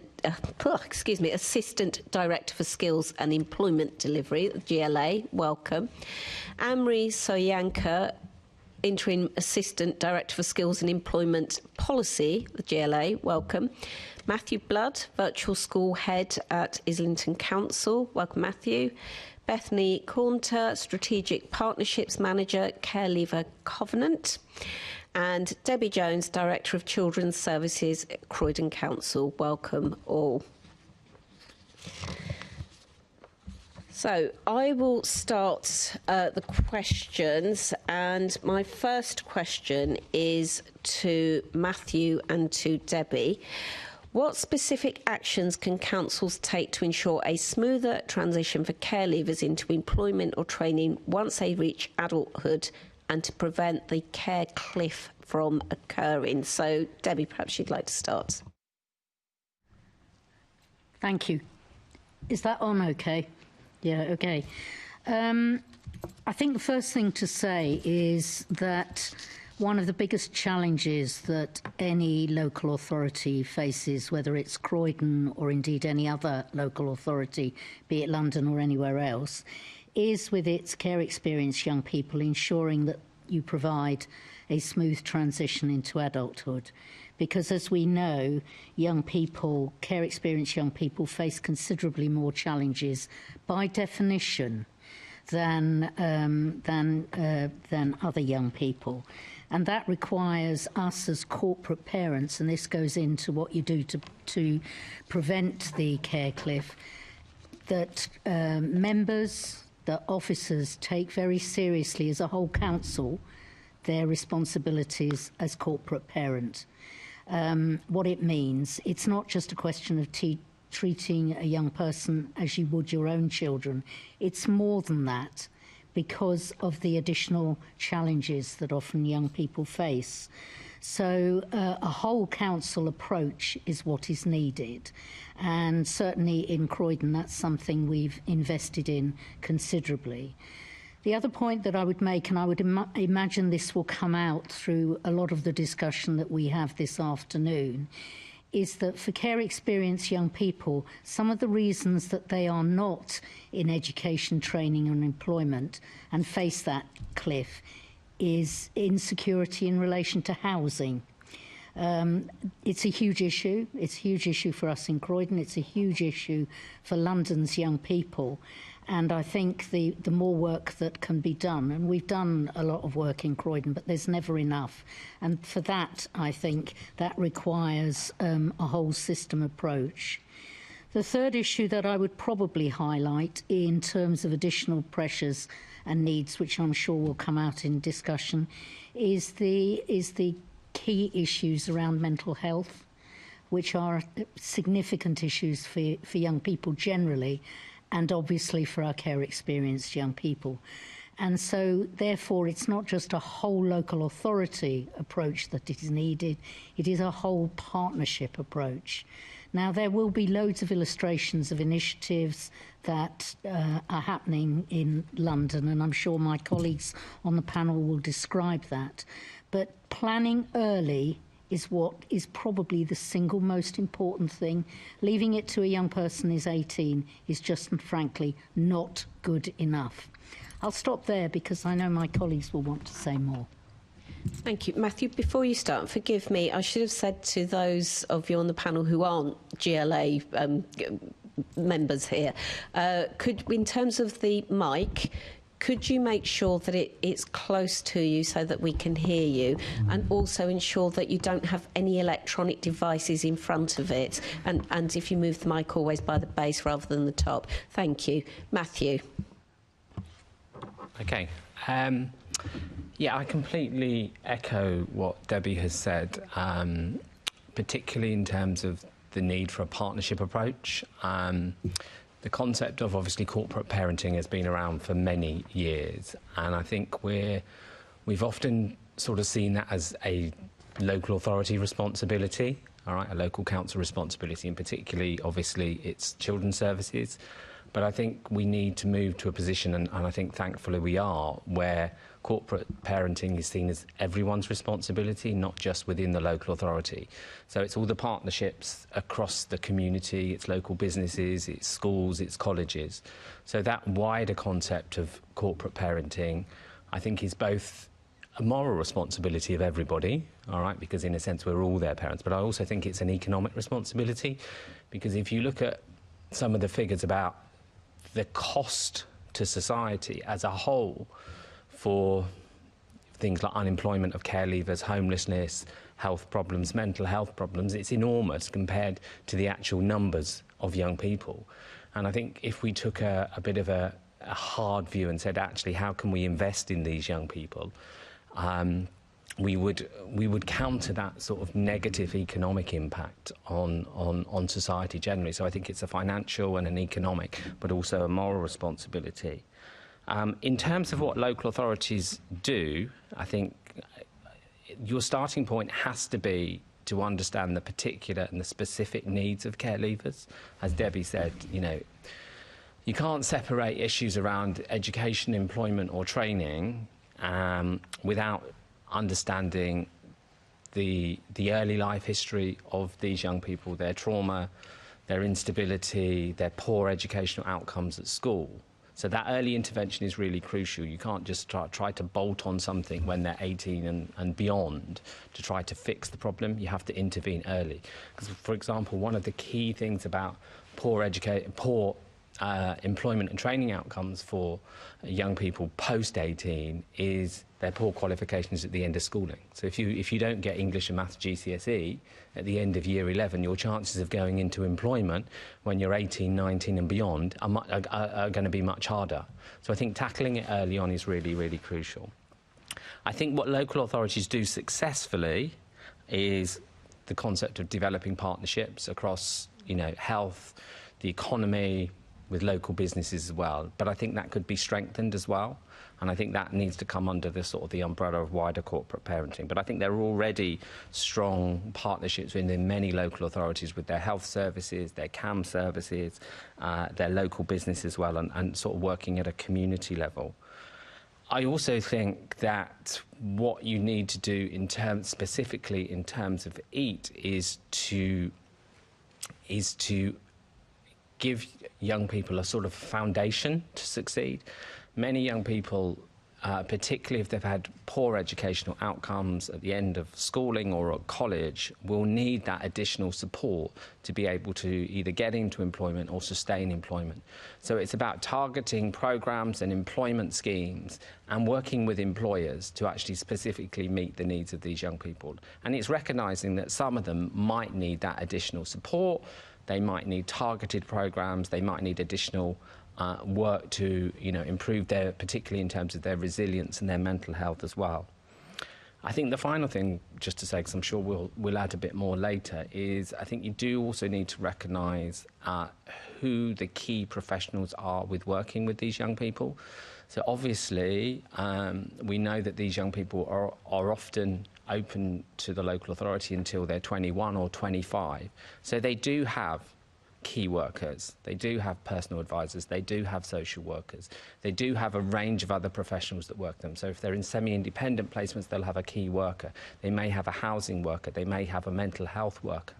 And I think what we need to do is that we need to recognise not just that they do a critical and crucial job in supporting the young people, but we also need to ensure that those professionals have the skills to be able to work with some very complex young people as well.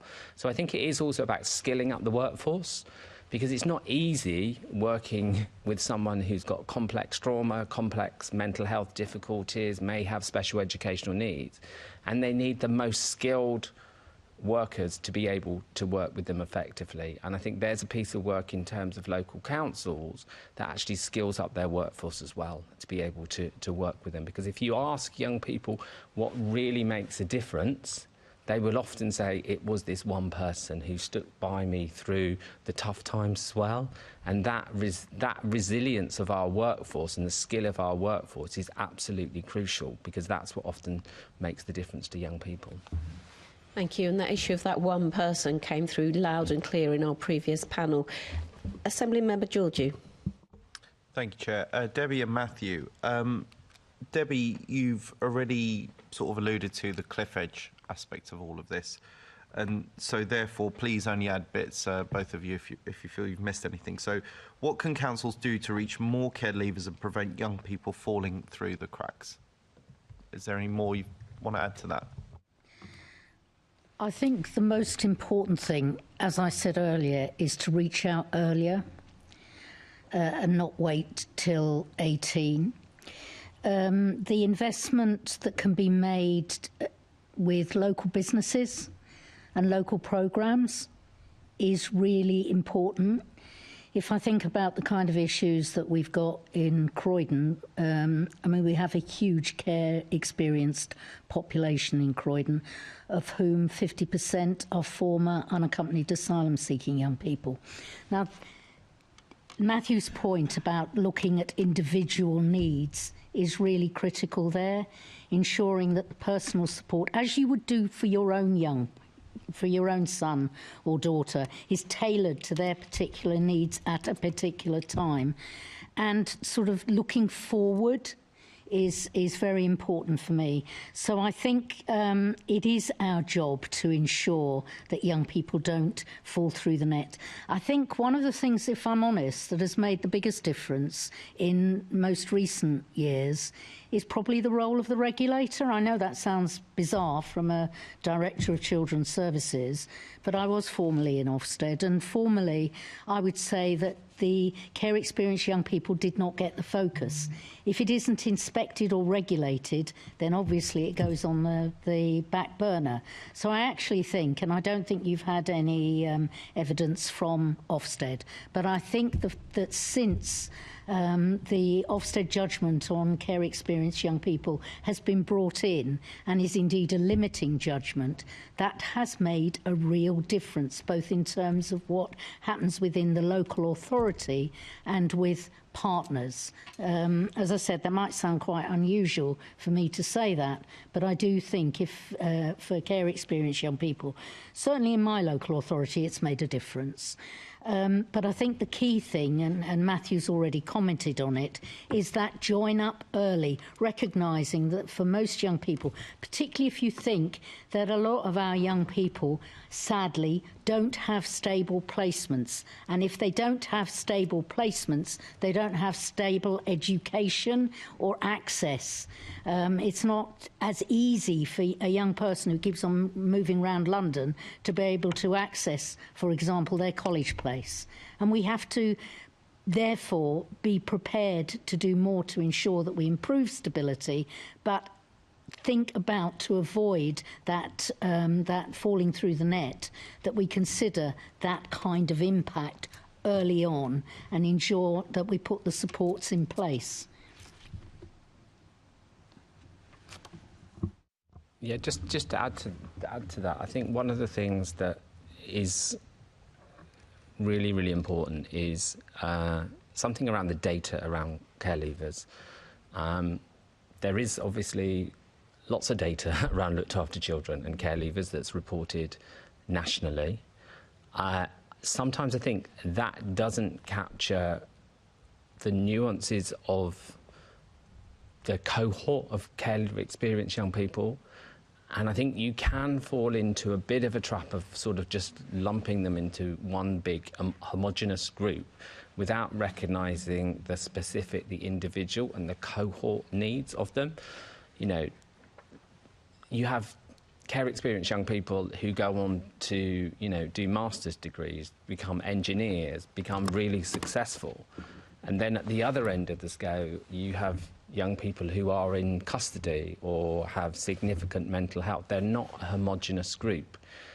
And while they share some characteristics, they share some key differences as well that's related to their individual attributes, their personality, their skills, and also the type of experiences that they've had in their care journey. And I would like to see a piece of work, and we've done some of this in Islington, where we do a bit of a deep dive into the specific needs of our care leavers group. so that when we're planning interventions or programs or developing partnerships, we're really hitting the individual and the specific and the cohort needs of those young people, rather than just saying, well, here's an offer, let's hope we get as many care leavers as possible, because you need targeted programs. If you're working with young people who are coming out of custody, they have very different needs from, say, a young person who's had a very successful education career but is struggling to get a job as a graduate. All right, so I think there has to be a piece of work around the data that needs to be probably more in depth, because I think some of the data that we get around care leavers that we report to the DfE is quite, to be honest, it doesn't tell us a great deal. I think local authorities and with others would benefit from a deeper dive into the individuals, the individual and cohort needs of the groups. And when we're looking at planning, say, employment programs or looking at the labour market, we know who we're dealing with, really, as well. And I think matching that piece of work, particularly between the labour market and care leavers' needs, is really, really crucial. I know that there has been pieces of research around that as well quite recently. Yeah, and I think both of you come from obviously very complicated boroughs. You know, people have a uniform view of London boroughs, and, you know, particularly Croydon and Islington, you know, very disparate populations depending on where you're looking at. And obviously within that, you have very complicated circumstances, which I think you've both addressed. As a brief point off the back of what you both said, you know, it sounds like there's fantastic work going on in both your boroughs. But in terms of what the mayor could do, very, very briefly, given what I'm sure you both understand, you know, what the mayor's remit is within this area, you know, what more could the mayor be doing, do you think, with the resources available to him? And saying giving you more money is possibly not the answer I'm looking for. Okay, if I kick off and Matthew follows through, we've each talked about the need for an individualised offer for each young person, okay? And I think that sits, and that is basic. Equally, a well-understood local offer is really important to meet the diversity of need across a local authority. But in terms of what the mayor can do is a better coordinated regional strategy, I think, and that's, I know that will have been made clear to you, across higher education, further education. And a big thing for young people, dare I say it, has been the work that has been done, which continues to be done with Transport for London, in order to ensure that there is an equal offer right across the piece. Some work's been done, but more needs to be done. But I hear what you say in terms of no more money. But in the same way as we are being asked to be clear and communicate clearly with our young people, then what I would say to you guys is communication across the piece. Ambition for London's young people is crucial, I know, to the London Mayor. So actually, that ambition should be translated into our care leavers, what is for our care leavers. And I think that is an opportunity there. Now, obviously, I imagine in the course of this evidence gathering, you've spoken to young people themselves, because young people tell you very, very clearly, as I know my colleagues will say, what they need. And the biggest thing, as I said earlier, is support in relation to housing. We have real big problems for our young people, and obviously the role that you guys play in that arena is important. The other thing is increased reciprocity of offers. You know, it goes without saying that a young person who's in the care of Croydon should be able to access similar offers. That carries with it challenges. I mean, particularly if I look at Croydon, we have an awful lot of young people who are placed in Croydon from other local authorities. So there is a challenge if you provide equity of response to ensure that across the piece, that's a challenge for the DfE. It's not necessarily a challenge for yourself, that there is sufficient resource to accommodate all young people. Young people shouldn't be differentiated because they happen to be living in another area than that which they are hosted by. and the opportunity to develop what I think is known as family firms. Again, my colleagues, I'm sure, will have a lot to say. Most local authorities in London, and certainly the yourselves, have strong links into the community and voluntary sector. There's more in there than there is in local authorities, and indeed in statutory partners. Now, collating that across the piece so that there is a clear picture will add value to the core offer that there is in any local authority. Matthew. Yeah, not much to add because I think that summed out really well. I would just add, I think it was Josh McAllister in the review of social care that said this was the civil rights issue of our time. All right, so it is a political issue. You know, the disadvantage, that care experienced young people is a political issue. So there is something around leadership and awareness and raising the profile that I think is really key. And I think, it's fantastic that we're talking about, it and we're raising the profile.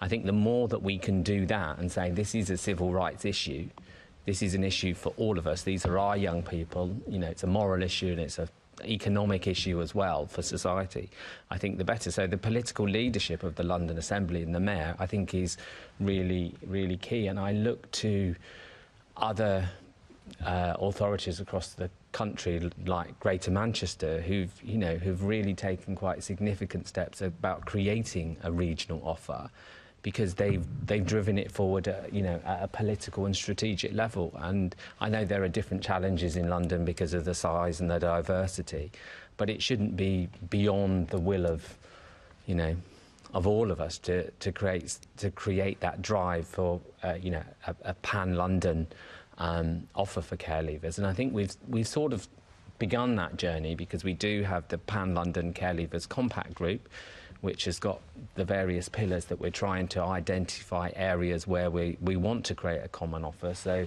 the Transport for London, the 50% reduction on tram and bus fares is a real step, the free prescriptions. But I think there's further to go there, particularly around EAT, and we're doing work around, whether we can get all London higher education institutions to standardise their offer. We're looking at whether all local authorities can adopt the ideas of the family business model. We're looking at how we can link in with, the pieces of work that are just coming on stream about the white paper and the youth guarantee, and about how to sort of create a London momentum behind that. And I think, I'm hopeful that we can just continue to take that work in that direction, because I think it would benefit not just local authorities, but ultimately young people across London, to say, actually, yes, I'm a care leaver, and it doesn't matter whether I live in Barking or Sutton or Islington, I can access the same offer. And I think particularly the things around, once you become an adult, you become very dependent on the community that you live in, all right? So you might have a link with your original local authority, but if you're looking for a job or you're looking for services, it's no good saying, actually, well, Islington offers that, but I live in Croydon or I live in Sutton. Where's my services on my doorstep that I can access? So I think creating that pan-London offer is really the way forward. Yeah. Thank you both. And I feel like as being as comprehensive as you've both been, you've actually answered my next question, which is about the consistency of the offer for care across London. So I won't ask that. But just to underline, Chair, I think it would be helpful. I think one of the key things that Debbie in particular has raised, I think underlined by Matthew, is the role of Ofsted in all of this. I've been a councillor for nearly 11 years, what I've realised over that time is when things are not inspected by statute, those are the things that tend to be on the back burner. So thank you for raising that point in particular. I think that's very important. Thank you, Chair. Thank you very much, Assembly Member Georgiou. And I've just spoken to our scrutiny member here, and basically we will be having a call for evidence, and we will be contacting Ofsted. So thank you for raising that, and thank you both. And Debbie, just to reassure you and everybody else who's listening in, this is a two-part investigation. In the new year, on the second part, we will, of course, be listening to young people's views as well. Thank you. So moving on now to Assembly Member Small Edwards. Thank you, Chair. Good afternoon, everyone. My question is to Bethany, Debbie and Matthew. So in the previous panel, we heard the benefit system, or current benefit system as it's structured, described as a disaster zone for care experienced young people. To what extent do you think the way it's operating currently is acting as a barrier or facilitator for our care experienced young people in terms of accessing employment, education or training? We start with Bethany. Yeah, thank you very much. Yes, it absolutely is a barrier. Often young people will be placed on universal credit very early on, once they've left care, and trying to balance constantly the cost of going into employment versus the benefits that you're entitled to is something that your care experienced people struggle with greatly. The Covenant has a enormous kind of variety of offer when it comes to our signatory network, and what we try to do is increase the level of choice that young people have accessing Covenant signatory services, because one size certainly doesn't fit all, you know, as we've heard a lot this afternoon. So a lot of what we can offer could be for young people that are currently on benefits or as part of the benefit system that would like to eventually come off benefits and go into full-time employment, but that might not be something that's realistic for them at this very time. So one of our, it may sound trivial, but one of our most popular signatory offer is Pure Gym.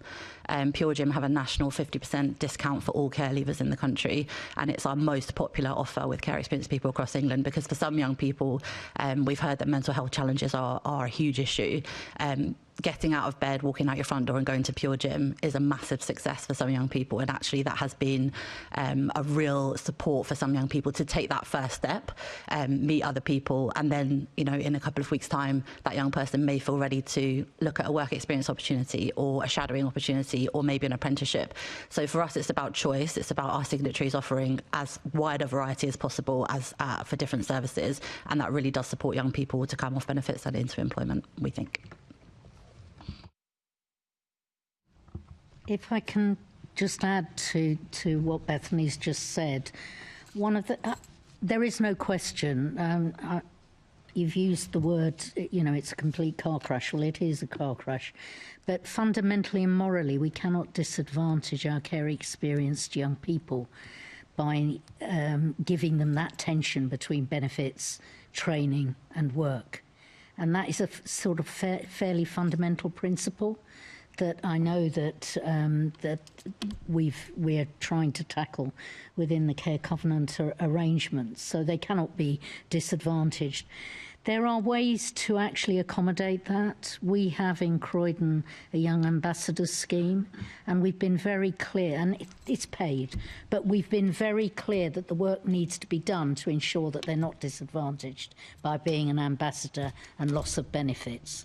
But I do think that the DWP should be working more closely with the DFE, and indeed both locally and nationally, to try and tackle these challenges.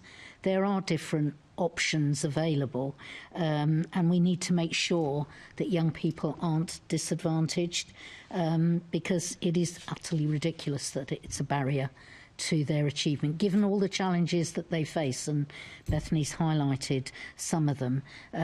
We shouldn't allow this one. And most authorities, most partnerships are working closely with the DWP, and that has made quite a big difference where we've been able to establish those arrangements. But as it stands currently, yes, this is a challenge. Matthew? Yeah, not much to add, but I think it's Debbie and Bethany have summed it up really well. I think one thing that you have to think about is the reality of life for a 16 to 25-year-old, having been through the care system.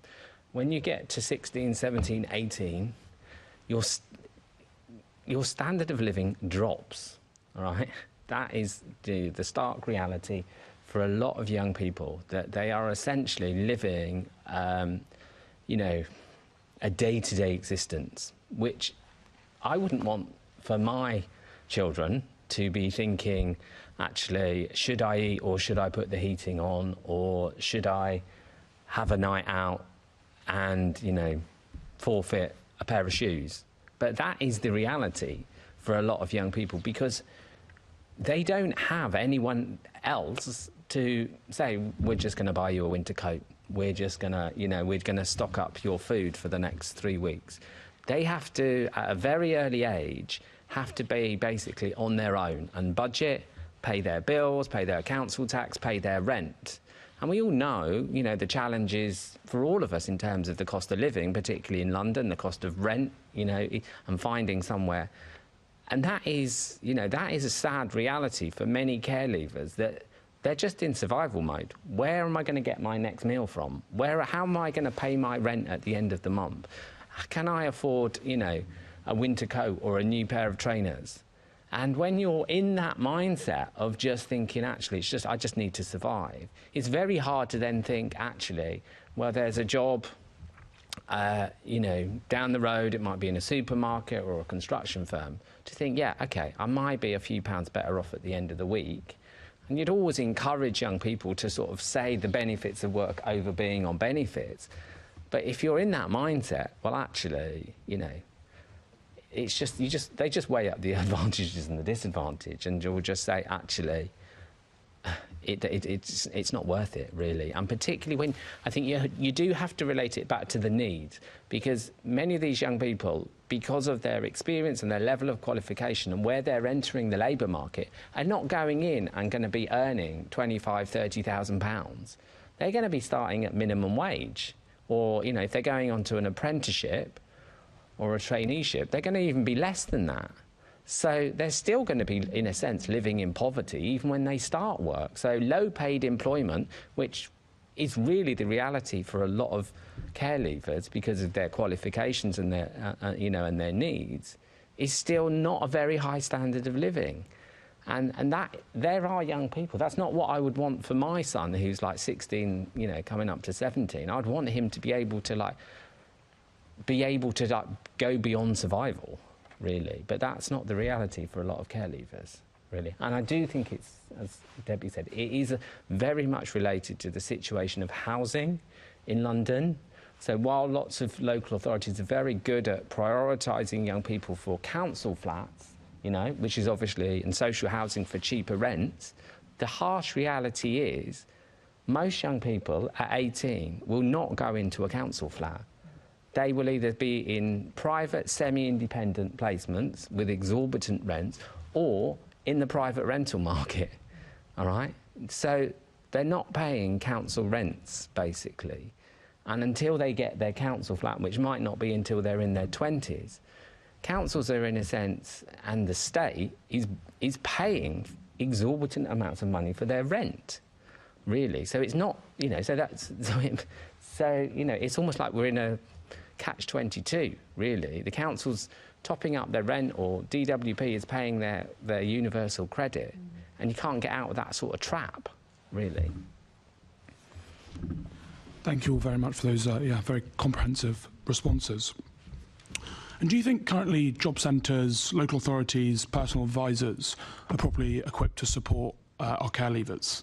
And if not, what do you think the most important things are that would need to change to make that the case? Start with Bethany again. Thank you.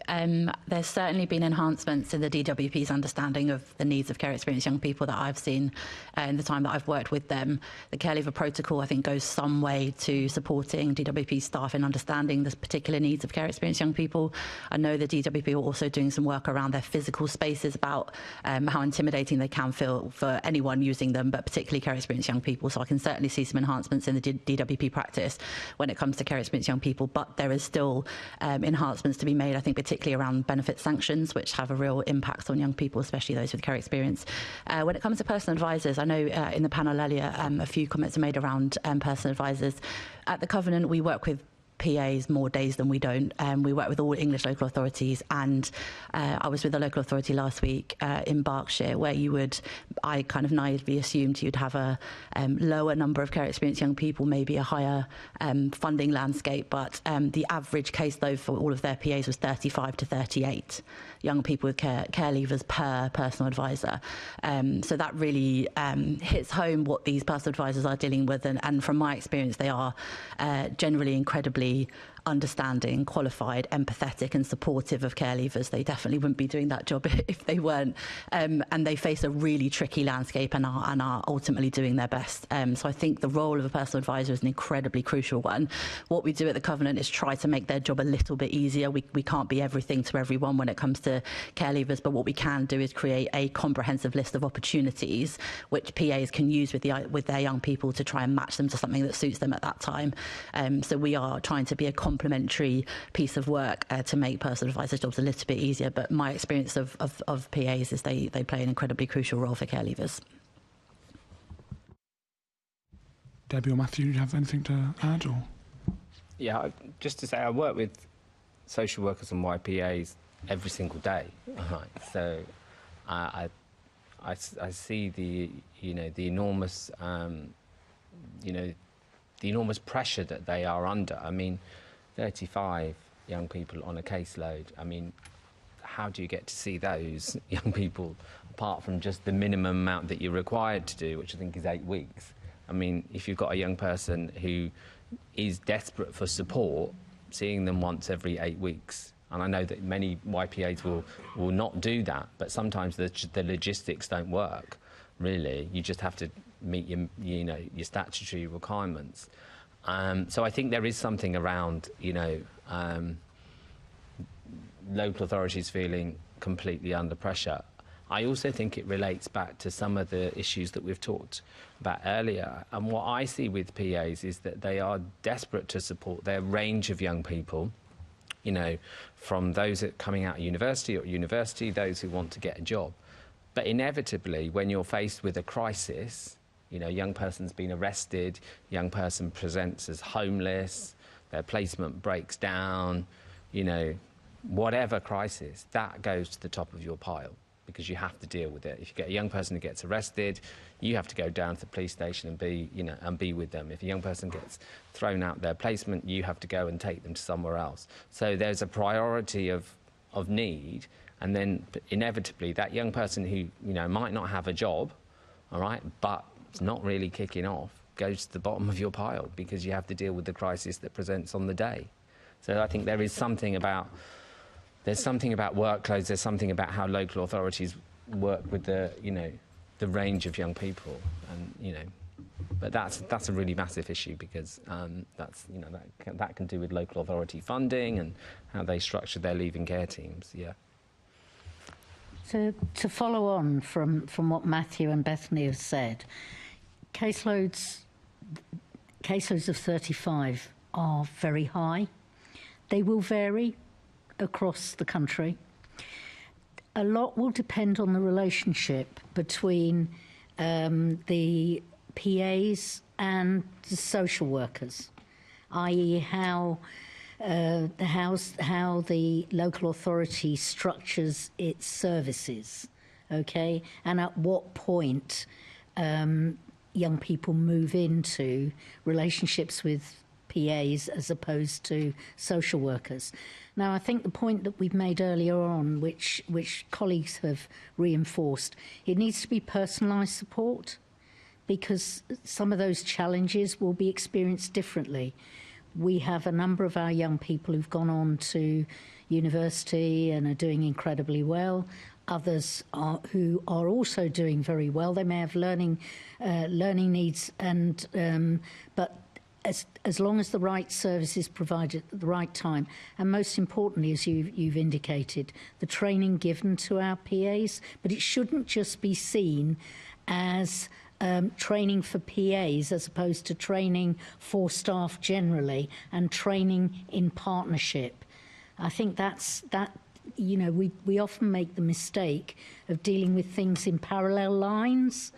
And no young person is defined just by the relationship he or she may have with their personal advisor. It'll be the way in which the whole offer is both communicated and implemented and taken forward. And I think that overall is a challenge. Thank you very much. Back to you, Chair. Thank you. The next questions are from Assembly Member Bakari, who's on the screen online at the moment. Thank you very much, Chair. My questions are to Matthew and to Debbie. And I do want to just say that, just listening to the panel generally, the empathy that you're showing both young people and the people that work for those young people is coming across so strongly. It's incredibly challenging, that the whole process that I've been listening to. It's just good to in terms of hearing from your perspective the empathy that you are showing, particularly on both sides of this. It's not an easy situation. Matthew, you were mentioning the Pan-London Care Leavers Compact earlier, and I'd like to dive into that a little bit more deeply. It's supposed to, and you said, starting to show a consistent approach across London. In the last panel, we talked about that need for consistency, and there was a concern coming through from the charities talking about that patchwork approach, and you said it has started.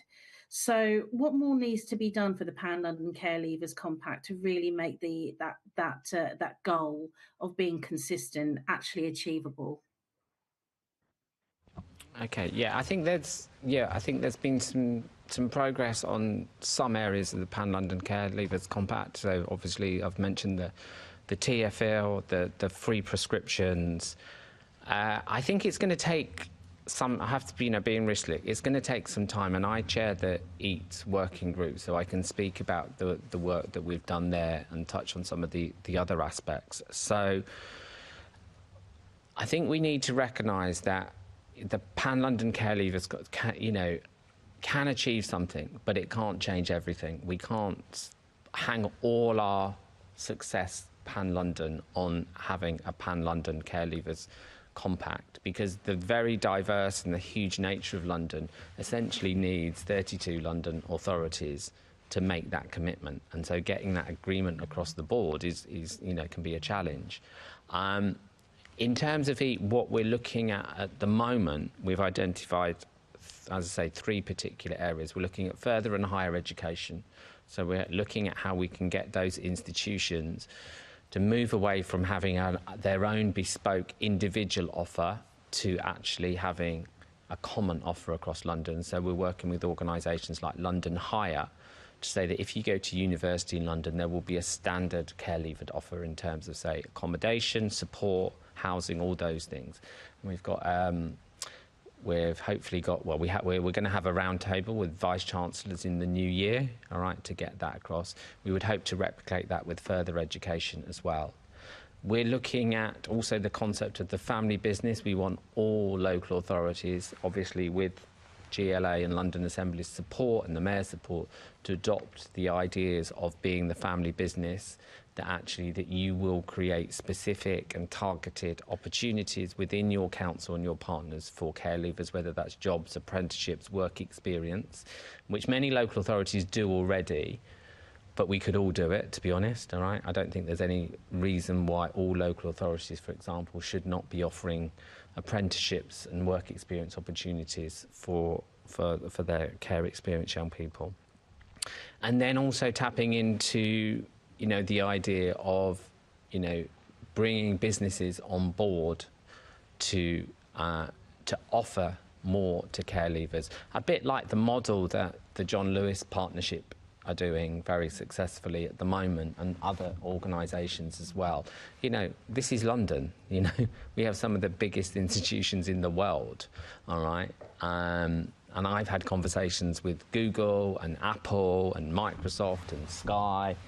There's a willingness there, but we need to, I think, really take that forward and say, actually, could you offer a mentorship or an internship?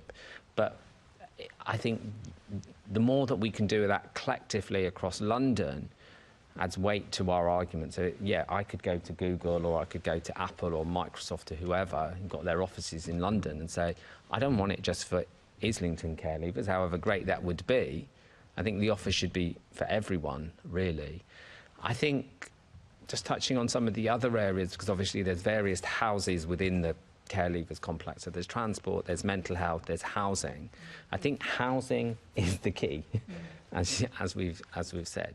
If we can tackle something pan-London around a housing offer. I know that one of the things that we've agreed is that, for example, you know, no care leaver will be made intentionally homeless by their local authority, which is a great step forward. But that's right at the extreme end, really. You know, I don't think that we should even be thinking that a care leaver should be made homeless. There are young people, all right? But other things around, things like council tax exemption, which I think is pretty much across the board. But I'd like to see something around rents, to be honest. Private sector rents for care leavers being capped or something around that. I know that's a big ask, but if I ask young people, what's their biggest barrier to getting into education, employment, or doing anything? It's saying, my rent is too high. All right? So I think there is something around that. But I know that that is a very complex issue, yeah? I'm happy for Debbie to come in as well. I would agree with everything that Matthew's said. I think what I would emphasise from talking to our young people is the importance of designing with young people. The world for young people in 2024 is very different from the world pre-pandemic, and I think in many ways that probably hasn't been recognised as much as it should be. So the additional challenges that all young people face will be doubly so for our young people. So I think that is something certainly that's been brought over locally. The other issue is the opportunities within the family firm. Certainly we've found that there are considerably more opportunities than you think there are, and that's the need to work. We are the biggest employer. The other thing I would say is, as London, we have huge purchasing power. That relates to a lot of other areas as well. But let us not forget the amount of money that is currently being spent, and whether or not that could be spent better is probably quite an important point and a consideration. Money is wasted in many ways when I think about the money that goes into the private rented sector, with all due respect to landlords, not all of which are out to maximise what they get. But the reality is that social housing is very rarely on offer. Depends where you are. But actually having better coordination is probably what it's all about, and using that purchasing power better is probably a point that gets lost. I think that point that you made about co-production is really interesting. Does that mean that there is a tension between that need for uniformity and the need for a local offer?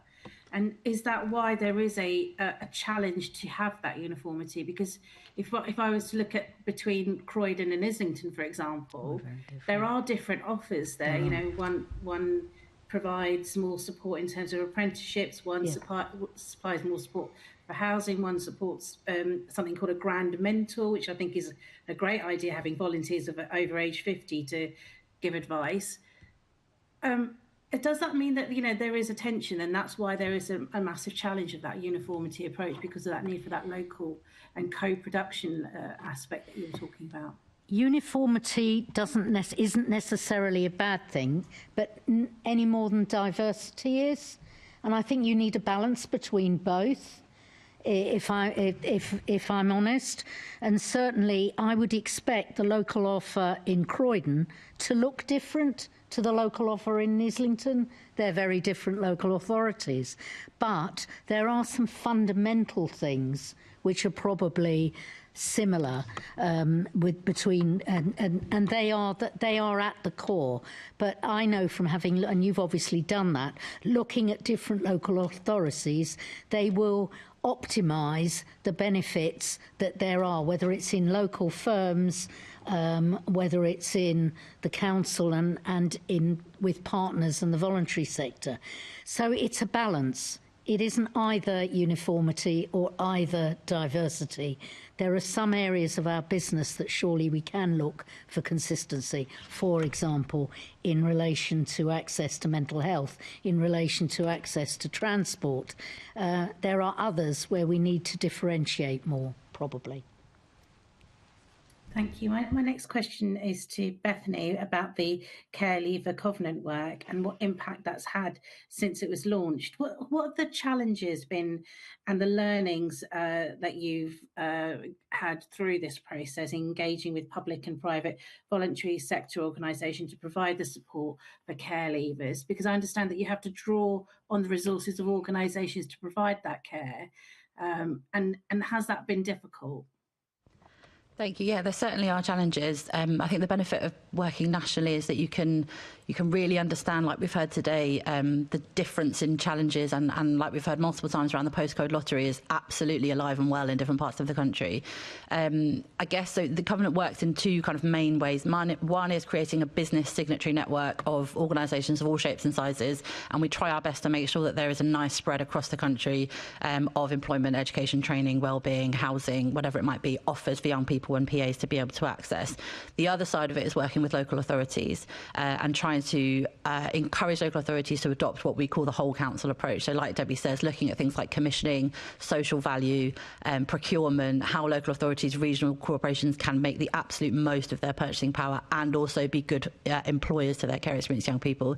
The National Advisor for Care Leavers, Mark Riddell, alongside the Local Government Association, are very keen on this family firm model. If every local authority, regional body, police force, fire service, NHS, ICB, etc. had a really robust offer for care leavers, we would be in a certainly different position than we are now, I think. So we are really in support of public sector bodies improving their internal recruitment processes, and we have something called the Care Leaver Friendly Employment Charter, which we are always keen for new people to sign, and it's a very kind of simple list of principles that we ask different organisations to adopt. In terms of challenges, I think we recruit most of our signatories through local authority partners and metro mayors. So often organisations that come to us because they want to become a signatory already have really positive intentions. And what we would then do with our business engagement consultants is to support them to often make quite small tweaks to their current practice to make it more accessible and inclusive to care leavers. So that often isn't a challenge. The challenge is that different parts of the country have really different challenges and face different challenges. So, for example, water providers, council tax. There are thousands of care leavers in England that have absolutely no exemption for a council tax fee, and they are paying full rate council tax. There are also thousands of care leavers in England that have a full exemption, and then there are some care leavers that have partial exemptions, which look 10%, 20%, 30%, all the way up to a full exemption. Water providers, lots of care leavers have absolutely no utility reduction in terms of their water bill. Care leavers in the southwest have recently secured a 90% reduction in their water bill. Can we get to a point where Debbie says where the foundational parts of life are consistent across England, and then the unique challenges that different areas face, there is a bit more kind of understanding that local offers can differ where there are different challenges. But can we get those foundational points right first and then build from there, I think is important.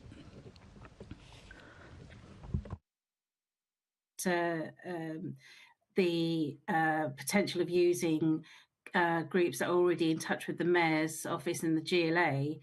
How closely do you work with the GLA, and what can the GLA do to further support the Covenant? And I understand that you have actually worked in the GLA yourself, so you've got a pretty good understanding of how it all works. I've been exposed, yes. So I worked in the GLA for 6 years before joining the Covenant team, so I have a pretty good understanding about how it works. And actually one of my first tasks working at the GLA was to do an analysis of council tax exemptions for care leavers.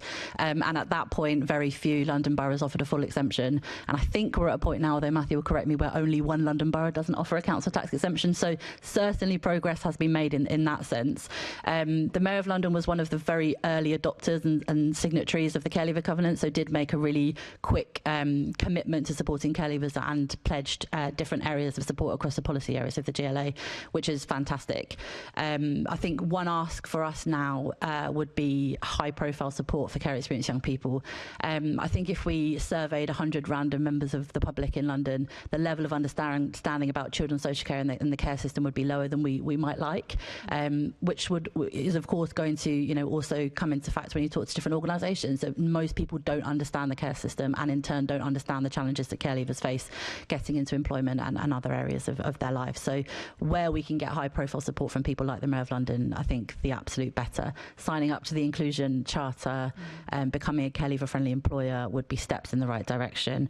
I think closer relationships with the skills and employment team at the GLA would be incredibly positive. Devolved adult education is a fantastic aspect of London. Can we include more of that collaboration with the Care Leaver Covenant? I think an additional ask would be a closer relationship with the Deputy Mayor for Business. We are always in the market of recruiting new signatories, and any introductions to as Matthew said, huge corporations working across London would be a huge benefit to Covenant work. So we would be definitely appreciative of any kind of business connections as well. And we do the rest. Once we're introduced to businesses, we have a team of consultants that are ready to support organisations to become more inclusive and accessible to care leavers. Okay. Thank you very much, Chair. Thank you very much. Assembly Member Georgiou. Thank you. Anne-Marie and Ayo, you've been extremely patient. This question is to the both of you, and also good to see you again so soon. As part of the signing of the Care Leaver Covenant, in 2021, the Mayor committed to including care leavers as a targeted group within the European Social Fund funding allocation. What was the impact of this work? Thank you. I could go first. Over 5,000, I'm looking at my information here, Assembly Member. Over 5,000 care experienced young people have benefited from having a direct mentor as part of the Mayor's commitment to that. And on the ESF side of things, we had 2 youth programs specifically targeted to young people with care experience, age 16 to 24, who are NEET, with experience of those facing additional challenges as well.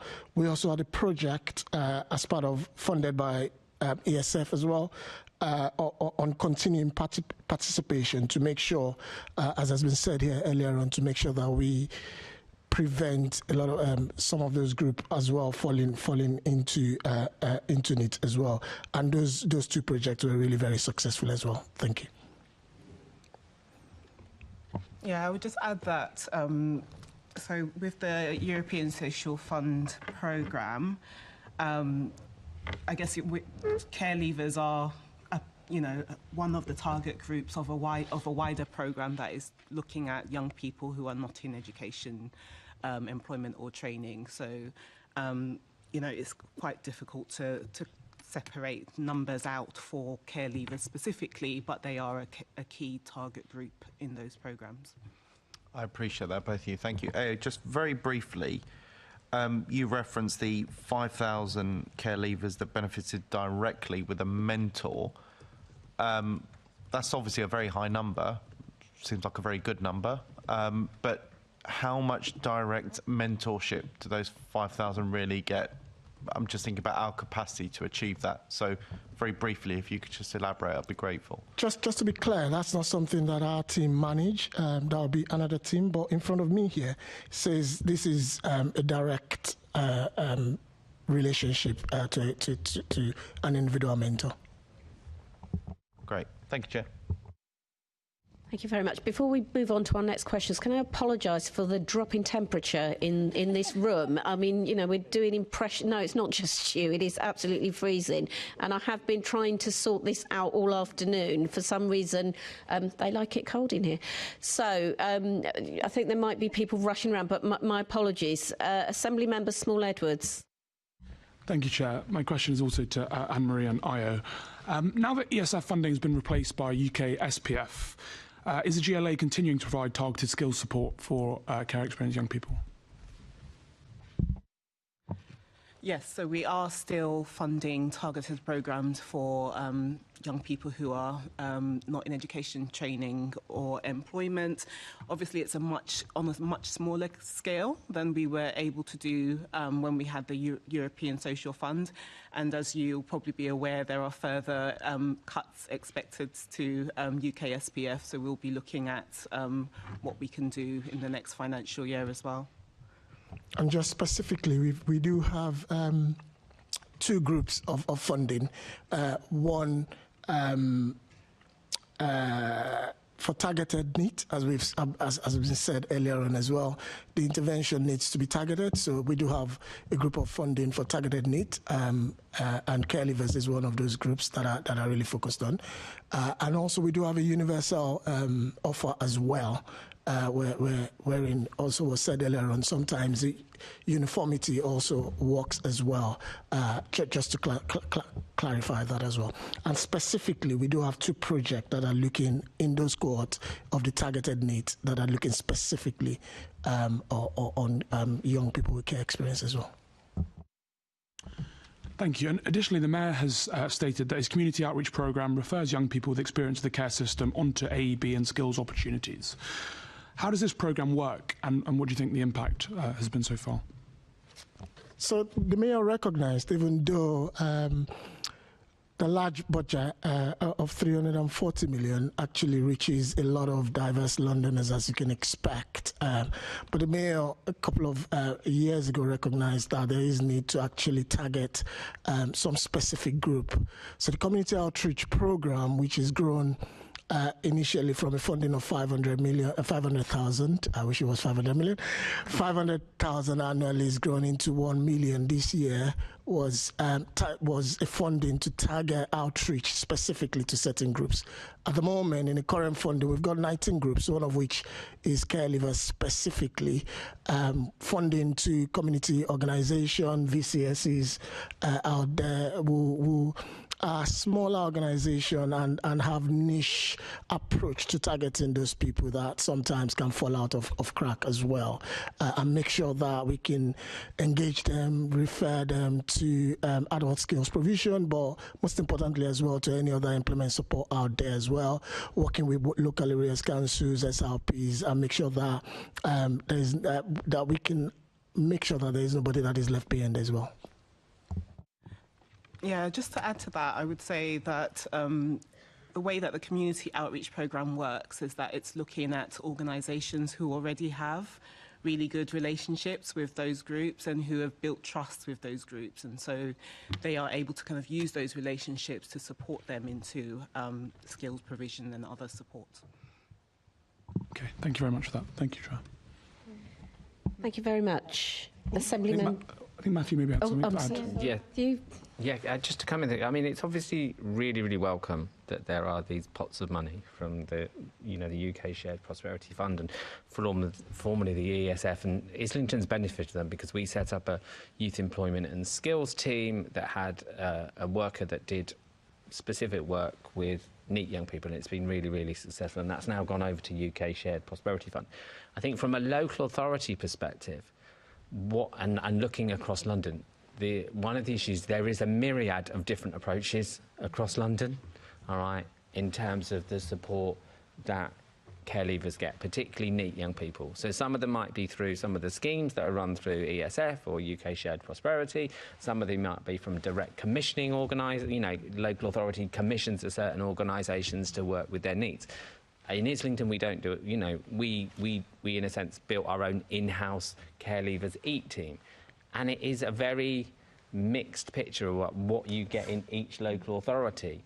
Now, they probably all have their successes and their challenges, but I think it presents across London one of the challenges because we don't have a coordinated approach to looking at this issue across London, because what they might do, for example, in Camden is very different from what we do in Islington, and we literally we're on each other's borders, and that is a challenge about getting some consistency in terms of what actually works when you're working with that, this number of NEET young people. I don't know how to solve that, but I think there's a piece of work that's looking at the data about what is the most successful approach. Do you commission out? Do you use some of the UK Shared Prosperity schemes? Do you do it yourself? But I think that is one of the challenges that we face across London, the myriad of different approaches to supporting your needs. Thank you, Matthew. Thank you, Chair. Thank you very much. Thank you for clarifying that as well, Matthew. Assembly Member Clark. Yeah, thank you, Chair. I mean, my questions have largely been answered in the course of this afternoon. I think, Matthew, I'll just come back to you, though, because you're making some interesting observations. I mean, even children will live in one borough, go to school in another. You know, the borders, borough boundaries, you know, obviously, to like anyone else, they mean nothing in terms of daily life. I noticed something Debbie said earlier about sort of more leadership in terms of from City Hall being almost a facilitator and a cross-London approach that we could coordinate. Is there anything specifically you'd like the Mayor of London to do or to take on in regards to supporting care experienced young people?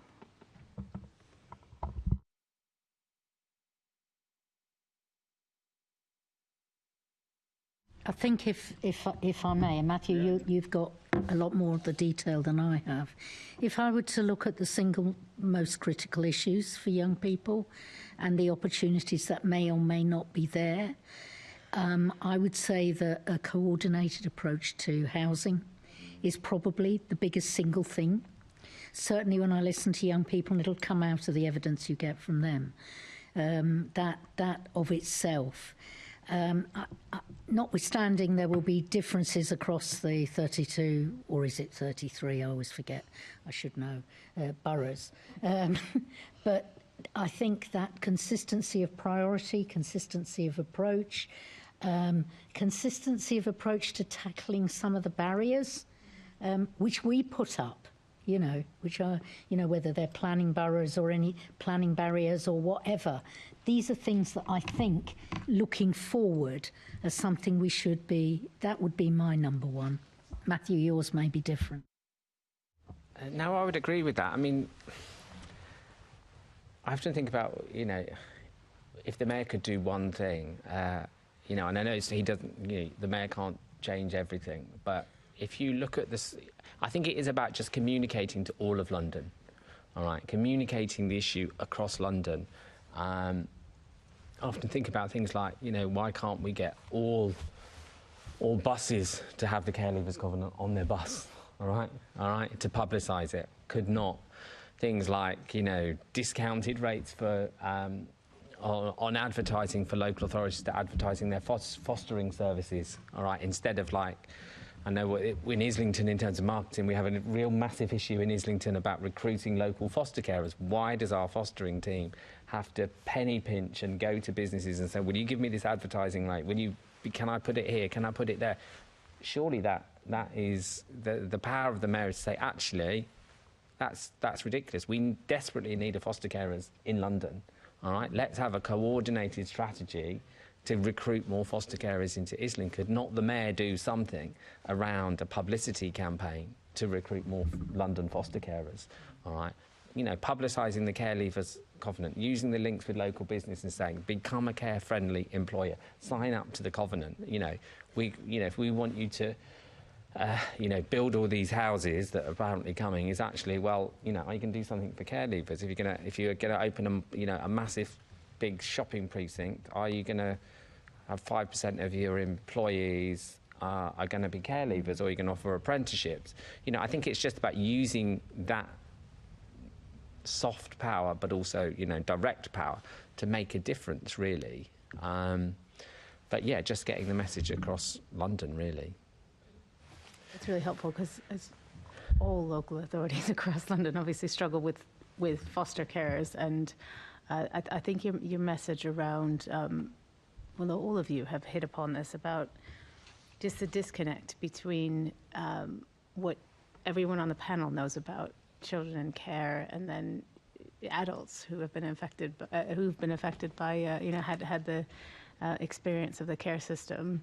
Then there's that disconnect with wider society and indeed Londoners. And your point earlier, Matthew, about, you know, the huge power we have in the city of huge corporations, really a willingness, but then it's that joining up and, you know, being sure that we can do more, even around this table, we can do more to kind of promote the needs of carers and the services we do have in the boroughs we represent. So thank you for that. I mean, just one thing. If John Lewis can do a national advertising campaign at Christmas around foster care, I don't understand why why we can't. All right, that shouldn't be John Lewis doing that. it should be local authorities and public organisations doing that. We shouldn't be relying on John Lewis to do it. I absolutely couldn't agree more with everything Matthew said. Regional collaboration works really well. We see that in other parts of the country. We work with all 9 DFE regions, and when regions come together, huge progress can be made, and especially when there's a strong voice at the heart of that regional collaboration.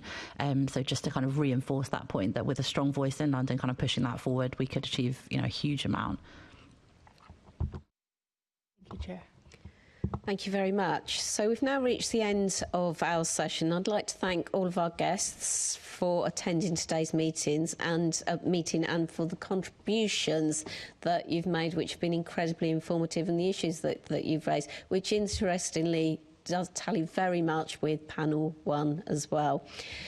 I'm going to ask you if you leave in just a couple of minutes, because we're going to have an adjournment for about 2 or 3 minutes whilst we do a bit of a swap over. So can I ask the committee to note the report and the discussion?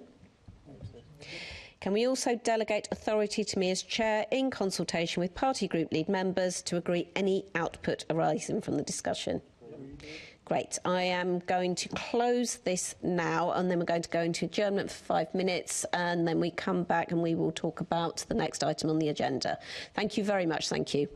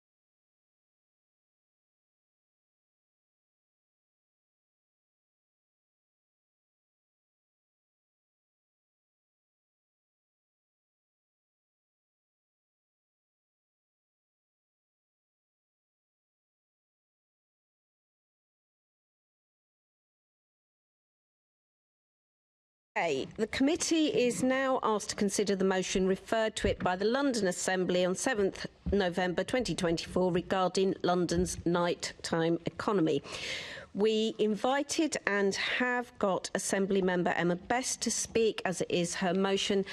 Assembly Member Best, you will have 5 minutes, and if you bear with me for a second, I am going to start. So, I don't need to tell you about microphones and things, do I? Hopefully not. Thank you, Chair, and thanks for committee. I'm really pleased that you really wanted to see this motion here and hear further evidence. I think that shows how much this report was important to you, and I'm glad that you want to keep that in the work that you're doing and keep abreast of that. Look, like the committee obviously felt, there's trouble in London's nighttime economy, and that's never been clearer than right now. So at the beginning of this year, I started working with industry experts and our team here at City Hall to look at how we could investigate this further and come up with something that was hopefully cross-party and definitely industry-led. That was a really important thing. There's no point me sitting here and lecturing people in the industry about how we improve this, especially at a time when they do feel that the political leadership is lacking in London on this issue. And so it was really important that everything that we did came from those that live it and experience it every day, and that's what we came up with in our report. It was really important that we also focused on not complaining about the situation, not trying to score points about whose fault what was, just looking at the solutions and how best we can get there. So if you take a look at some of the recommendations that we had, actually, first if I let you know some of the people that contributed to this, we had Michael Kill from the Nighttime Industries Association, Joe May from the Soho Business Alliance, Stephen Howe, Premium Security, one of the biggest security providers in London for door staff, Stephen Brains of He, She, They, Simon Fell of Alexandra Palace and Park, and Assemblymember Clark, you're probably familiar, that's your way, isn't it? And Rob Starr of Star Pubs, and also of Eastern Electrics. So these are some of the biggest key players in London's nighttime industry that understand the scene and the issues more than anyone else. And so everything that we've come up here is things that they've endorsed and things that they want to see us as politicians leading from in London. So some of the recommendations here that we've highlighted in the motion are creating a £6 million nighttime prosperity fund for boroughs to tell us what they need to make their nightlife thrive and submit bids to make it happen. For borough leaders, there's no incentive currently to look at nightlife. The nighttime economy drivers are also kind of strategically regional, and so it's hard locally to see where the positives come, and so this would be making a positive and incentive to make boroughs take decisions in favour of the nighttime economy. Committing to the goal of getting night tube services onto Thursday nights. Obviously, in a 24/7 city, this has got to be one of the most important things we can do, and with Thursdays being the new Fridays. A commission of women's safety. It's the GLA's own data that's shown 68% of women worry about harassment on the tube and 74% worry about their safety at night time. And then also a separate call in the motion, which isn't included in this report, is something that was started by the Nighttime Industries Association after the publication of this report, which is on the Last Night Out campaign. So hopefully you've had the opportunity to read the report. Certainly something that I think is, necessary for London, and I hope you'll be taking some of these recommendations forwards in the GLA's own report that it's compiling off the basis of the work of this committee. I'm happy to take questions and anything else that's needed in terms of scene setting, but I think you'll have heard it more. You'll have heard how London's struggling in comparison to places like Liverpool, Manchester, and these are really regional problems. They're things that, as Assembly members and with the Mayor, we have the levers to fix. Hopefully we're all on the same page, and you'll be happy to look at this evidence in terms of your own recommendations. Thank you very much. Now, I when we came to referring the motion at plenary, I was the one that asked for it to be referred. It was referred by a majority decision, and I think it's appropriate, therefore, for me as both referrer and the chair of this committee to respond to and start off the discussion about this particular motion. Look, I think everybody in this room is really, really keen that we get the nighttime economy sorted in London. And it is why, when we were setting the work programme, that there was a unanimous decision. I mean, everyone just rushed to make sure that it was not only on the agenda and the work programme, but it was actually the first issue that was discussed on the agenda and on the work programme. And we've had an incredibly comprehensive investigation into the issue. We've had a panel that goes across the industry. We've had, people represent union people, we've had security people, we've had industry specialists. 16 different panel members we've asked questions of. It also includes local authorities and the GLA itself. I have to say that given that this motion is based on the investigation that the Assembly member says that she started at the beginning of the year, I am really disappointed that when that work programme was being set, that members of her own group didn't say that that's what was happening, because what we could have done was then included the Assembly member as part of that discussion. So all it would have meant was that somebody from the Conservative group on the panel, on the committee, stood down, and for those two sessions, Assembly member Best could have joined us. And it's a shame, because I do think that that is something that we missed out on. I want to just talk, unfortunately, the motion itself, and we are looking at the motion itself and not the wider issues. There are a number of inaccuracies here, factually inaccurate. So when we look at the issue of the 3,000 pubs closing in and around London since March 2020, what's actually happened is that 311 nighttime businesses have closed in the home counties and London, and in London itself 1,608 businesses have closed. What that doesn't do is balance out with the number of new venues that have opened in that time. And a more accurate representation of pub and bar closures is the GLA annual London pubs audit, which found that in 2024, the overall number of pubs that has remained largely unchanged since 2018, and that local authorities in London in 2023 recorded a decrease in 13 of the local authorities recorded a decrease, 13 recorded an increase, and the rest saw no significant change. So I think that is in itself inaccurate, because it sets the wrong, it takes us down the wrong path.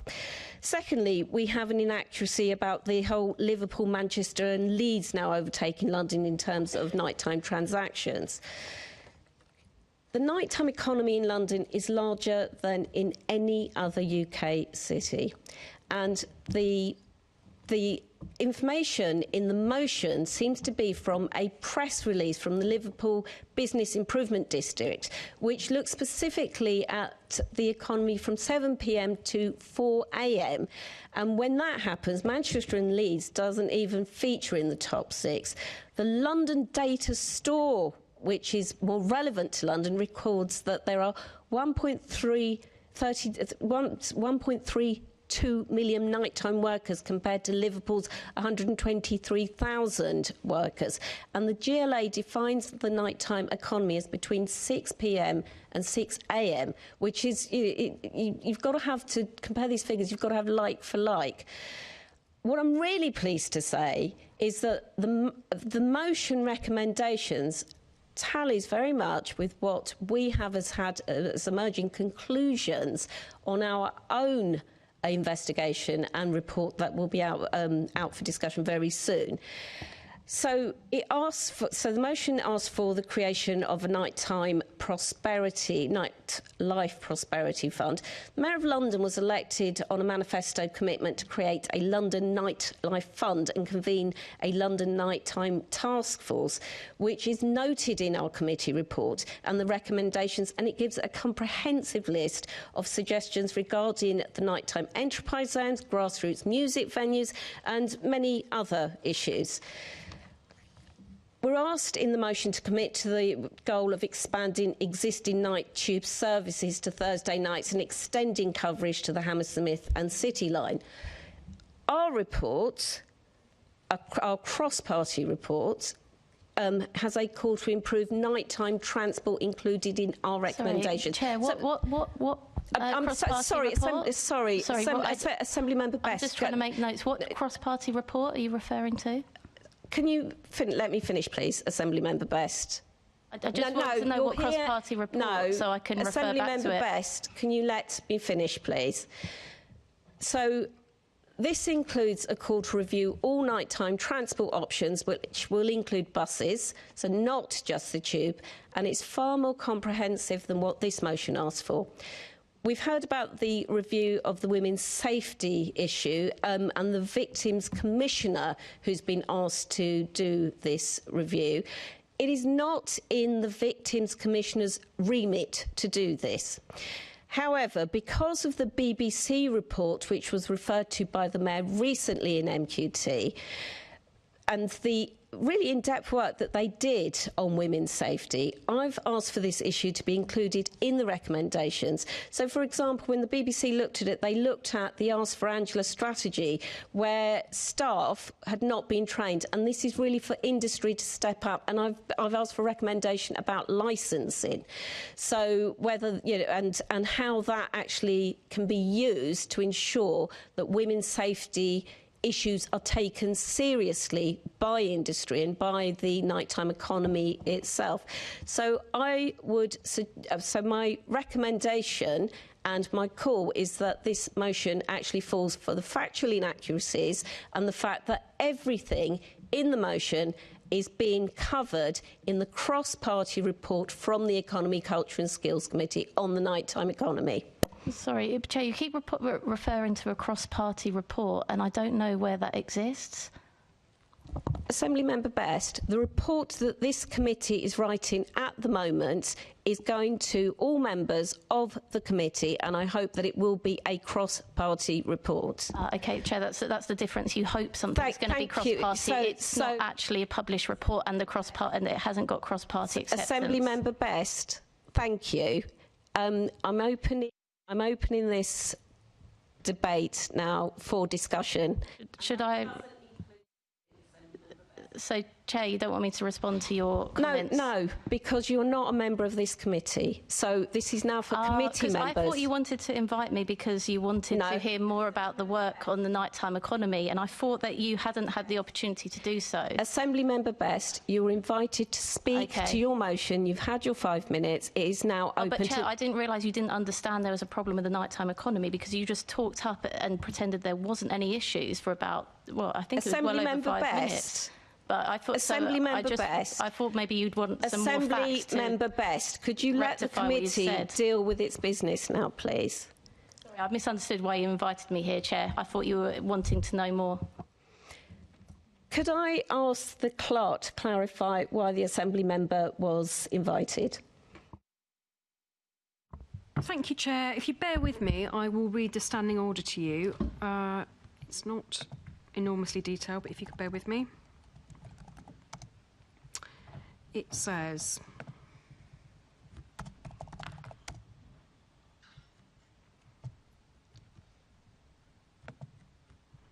the Assembly Member who proposed a motion referred to a committee under Standing Order 3.14 shall 1. Be given notice of the meeting of the committee at which it's proposed to consider the motion, and 2. Have the right to attend the meeting, and if he/she attends, have an opportunity of explaining the motion. And that's the Standing Order in full, Chair. Thank you very much. And I believe there was the 5 minutes attached to that as well, which Assembly Member Best has done. I'm now opening this discussion to the committee. Assembly Member Garrett, I think.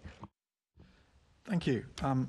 I mean, I think I don't want to get into a debate about the standing orders. I can't think that that's time well spent. But my understanding is that it is at the chair's discretion of a committee how, excuse me, how debate proceeds at that committee, rather than, it being laid down in law whether Assembly Member Best is or isn't allowed to speak further or answer questions. I think that's your decision, Chair. So it may well be that you have made your decision. I just want to be clear that that is your decision, rather than, a standing order that's non-negotiable.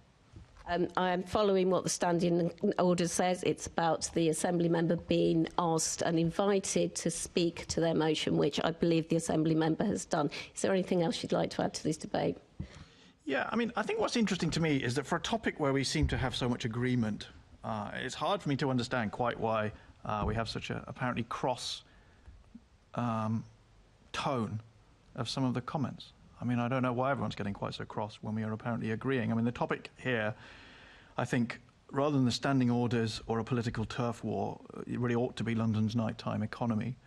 And I think what Londoners would want to see us doing is, firstly, to incorporate all of the information that is available to us in our work, and secondly, to make sure that the recommendations that we produce as a committee are based on all of the ideas and all of the information that we have, rather than getting hung up on precisely whose ideas they are, or precisely by what mechanism those ideas and information came to us.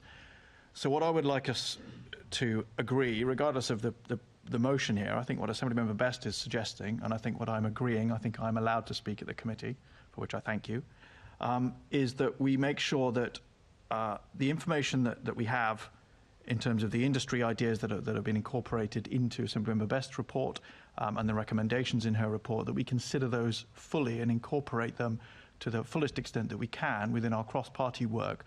I think what I would hate to see, and I think what Londoners would not want us to do, is to become petty about what we include in our final report based on, the avenue by which that information came to us. I'm sure we wouldn't do that, but I want to, given the slightly, bad-tempered nature of some of this debate up to now, I just want to make sure that we agree that we're not going to go down that road of sort of ruling things out just because, the mechanism by which that information was brought to light. Assemblymember Best's report is really excellent, and I think we should consider it and incorporate it in our cross-party work.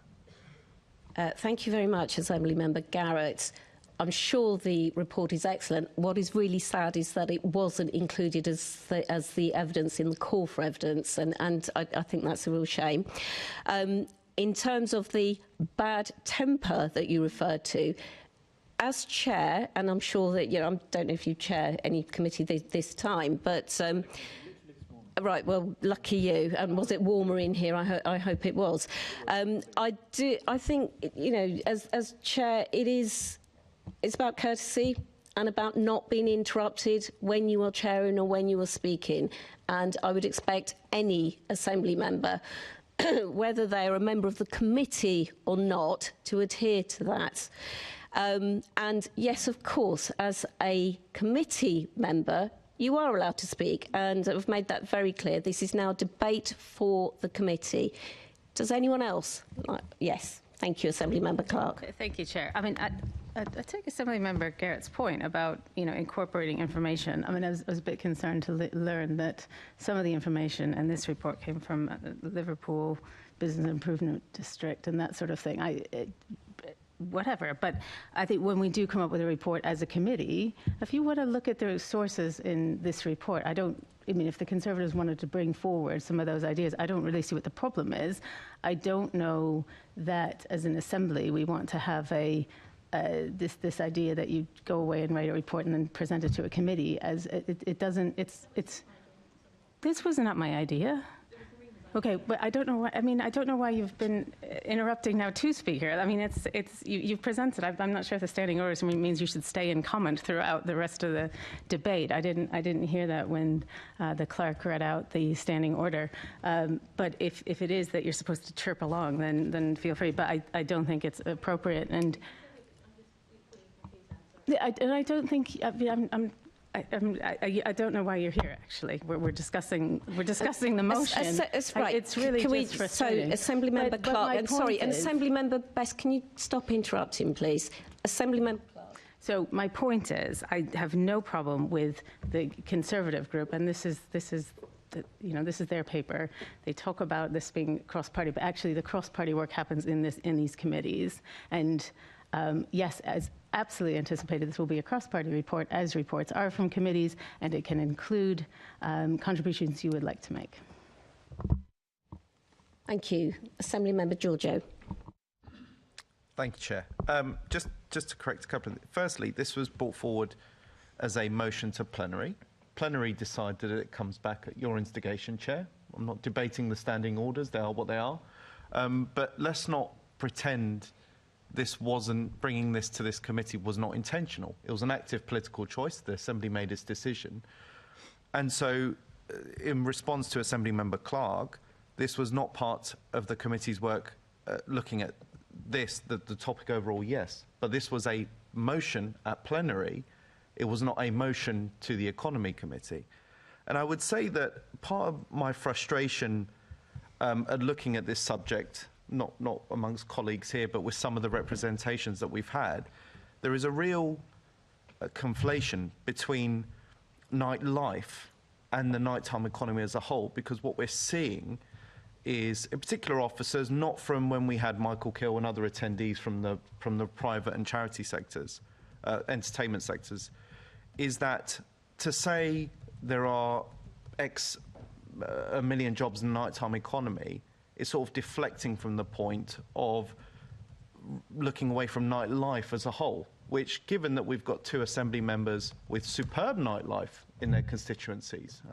Once again, I won't get into the details of how much time I've spent Electric Ballroom in Camden or in various sites in West Central. We can't reflect away from that. If we're looking at card payments, evidence does suggest between 7 p.m. and 4 a.m. Liverpool is ahead of us, Birmingham is ahead of us, Manchester is ahead of us, and we're lagging behind on 35% of card spend. So I think going back to Assembly Member Best's report, we have had experts were there. In fact, one of the experts was someone that we had on our panel, which was Mr. Michael Kill. And referring back to the Chair's point about Assembly Member Best, with the greatest respect, what you've suggested, Chair, is not that Assembly Member Best comes and should have given evidence. What you suggested is she should have switched out another member just to ask questions of other people. That's not evidence gathering. That's just substituting one member for another. So I'd go back to the initial recommendations of things that I hope we all agree on, which is, we can debate the number, but the £6 million nighttime prosperity fund, a 24-hour transport system, lobbying for the Night Tsar and the Mayor should be lobbying for more nighttime licences across London, being proactive with the Met in women's safety and a women's safety charter. So, it's unfortunate that this has taken, I'm not going to get into personalities, that it's taken this turn. We all want to see London's nighttime economy improve. And, with regard to the evidence-based, I'm not going to debate that, because the point that we should be looking at are the recommendations, which you yourself, Chair, have conceded that these are things we basically agree on.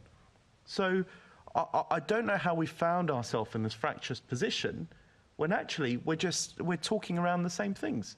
So personally, I think it's a good report because, as across party politically and being bipartisan, we agree with the recommendations. So I really fail to see what the problem is here. I do welcome that Assembly Member Best has brought this forward, and that we've had a chance to air it again post-plenary, and those are my views for what it's worth. So thank you, Chair. Thank you, Assembly Member Giorgio, and it's good to see that you agree that with the analysis that everything in this motion hopefully is going to be in the report as well, and in the recommendations, as I said before. If there is nobody else who wishes to speak on this issue, I'd like to go to the vote. So, Chair, do I have a right of reply on my motion? No, you don't. Can I just ask the Secretariat? No, Assembly Member. I'm sorry, Assembly Member Best. No. Assembly Member Best. Can I just? No. And if you carry on, I'm going to ask you to leave. Can you start, please? But we are going to to the vote. Can I just, I'm not You going are to say anything not on this. a I member just want of to this ask something to the committee. Secretariat. Well, I'm really glad we've avoided this descending into No, a I'm bad sorry. tangent. I just want to ask one Assembly question Member of the Best. I wasn't No. told any information Assembly about Member what was Best. expected of me. Assembly Member Best, I'm And I just going would like to to the make vote. a note to the Secretariat No, in future you that can I do think that Assembly members afterwards. should Assembly be given more of an Member opportunity to Best. understand why they're brought Assembly to these Member committees. Best, we are going to the vote. Thank you. Right. And you Can just I... said you accept all the recommendations, so I look forward to it. Thank you.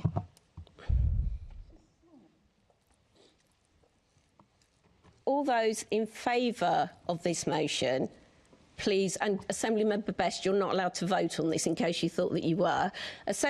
All those in favour of this motion, please raise your hands. Would it be possible to chair the meeting in a less fractious way, Chair? Just as a thought. Well, Assembly Member Garrett, can we just take the vote? That's 2. Sure. And all those against? Sure, that's 3. The motion falls. The motion falls because there's no one here to abstain either. Thank you. And in terms of fractures, again, I think it would be really appreciated by all Assembly members who chair committees if people respected the chair. Thank you, Assembly Member Garrett. OK, now... Let's just go back to...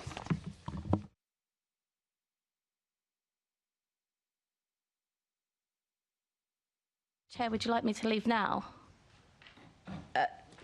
We have no need of you, Assembly Member Best, so please do go and enjoy the rest of your evening. I was so glad that I could come here today and give you those 5 minutes of my time. Thank and you wait very all those much, hours Assembly to do Member that. It was Best. worth Lovely it. to Thank see you as and always. I'm so Thank glad you. you wanted me here. Thank you.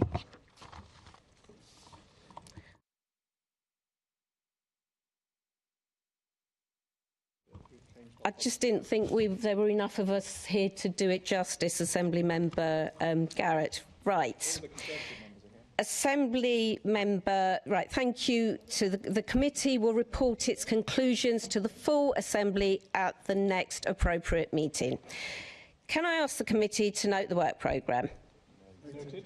The next meeting of the committee is scheduled for the 15th of January at 2 p.m. in the chamber at City Hall. I don't know if that's a Monday, but I do hope the heating will be on then. And I have no urgent business, which concludes today's meeting. Thank you very much.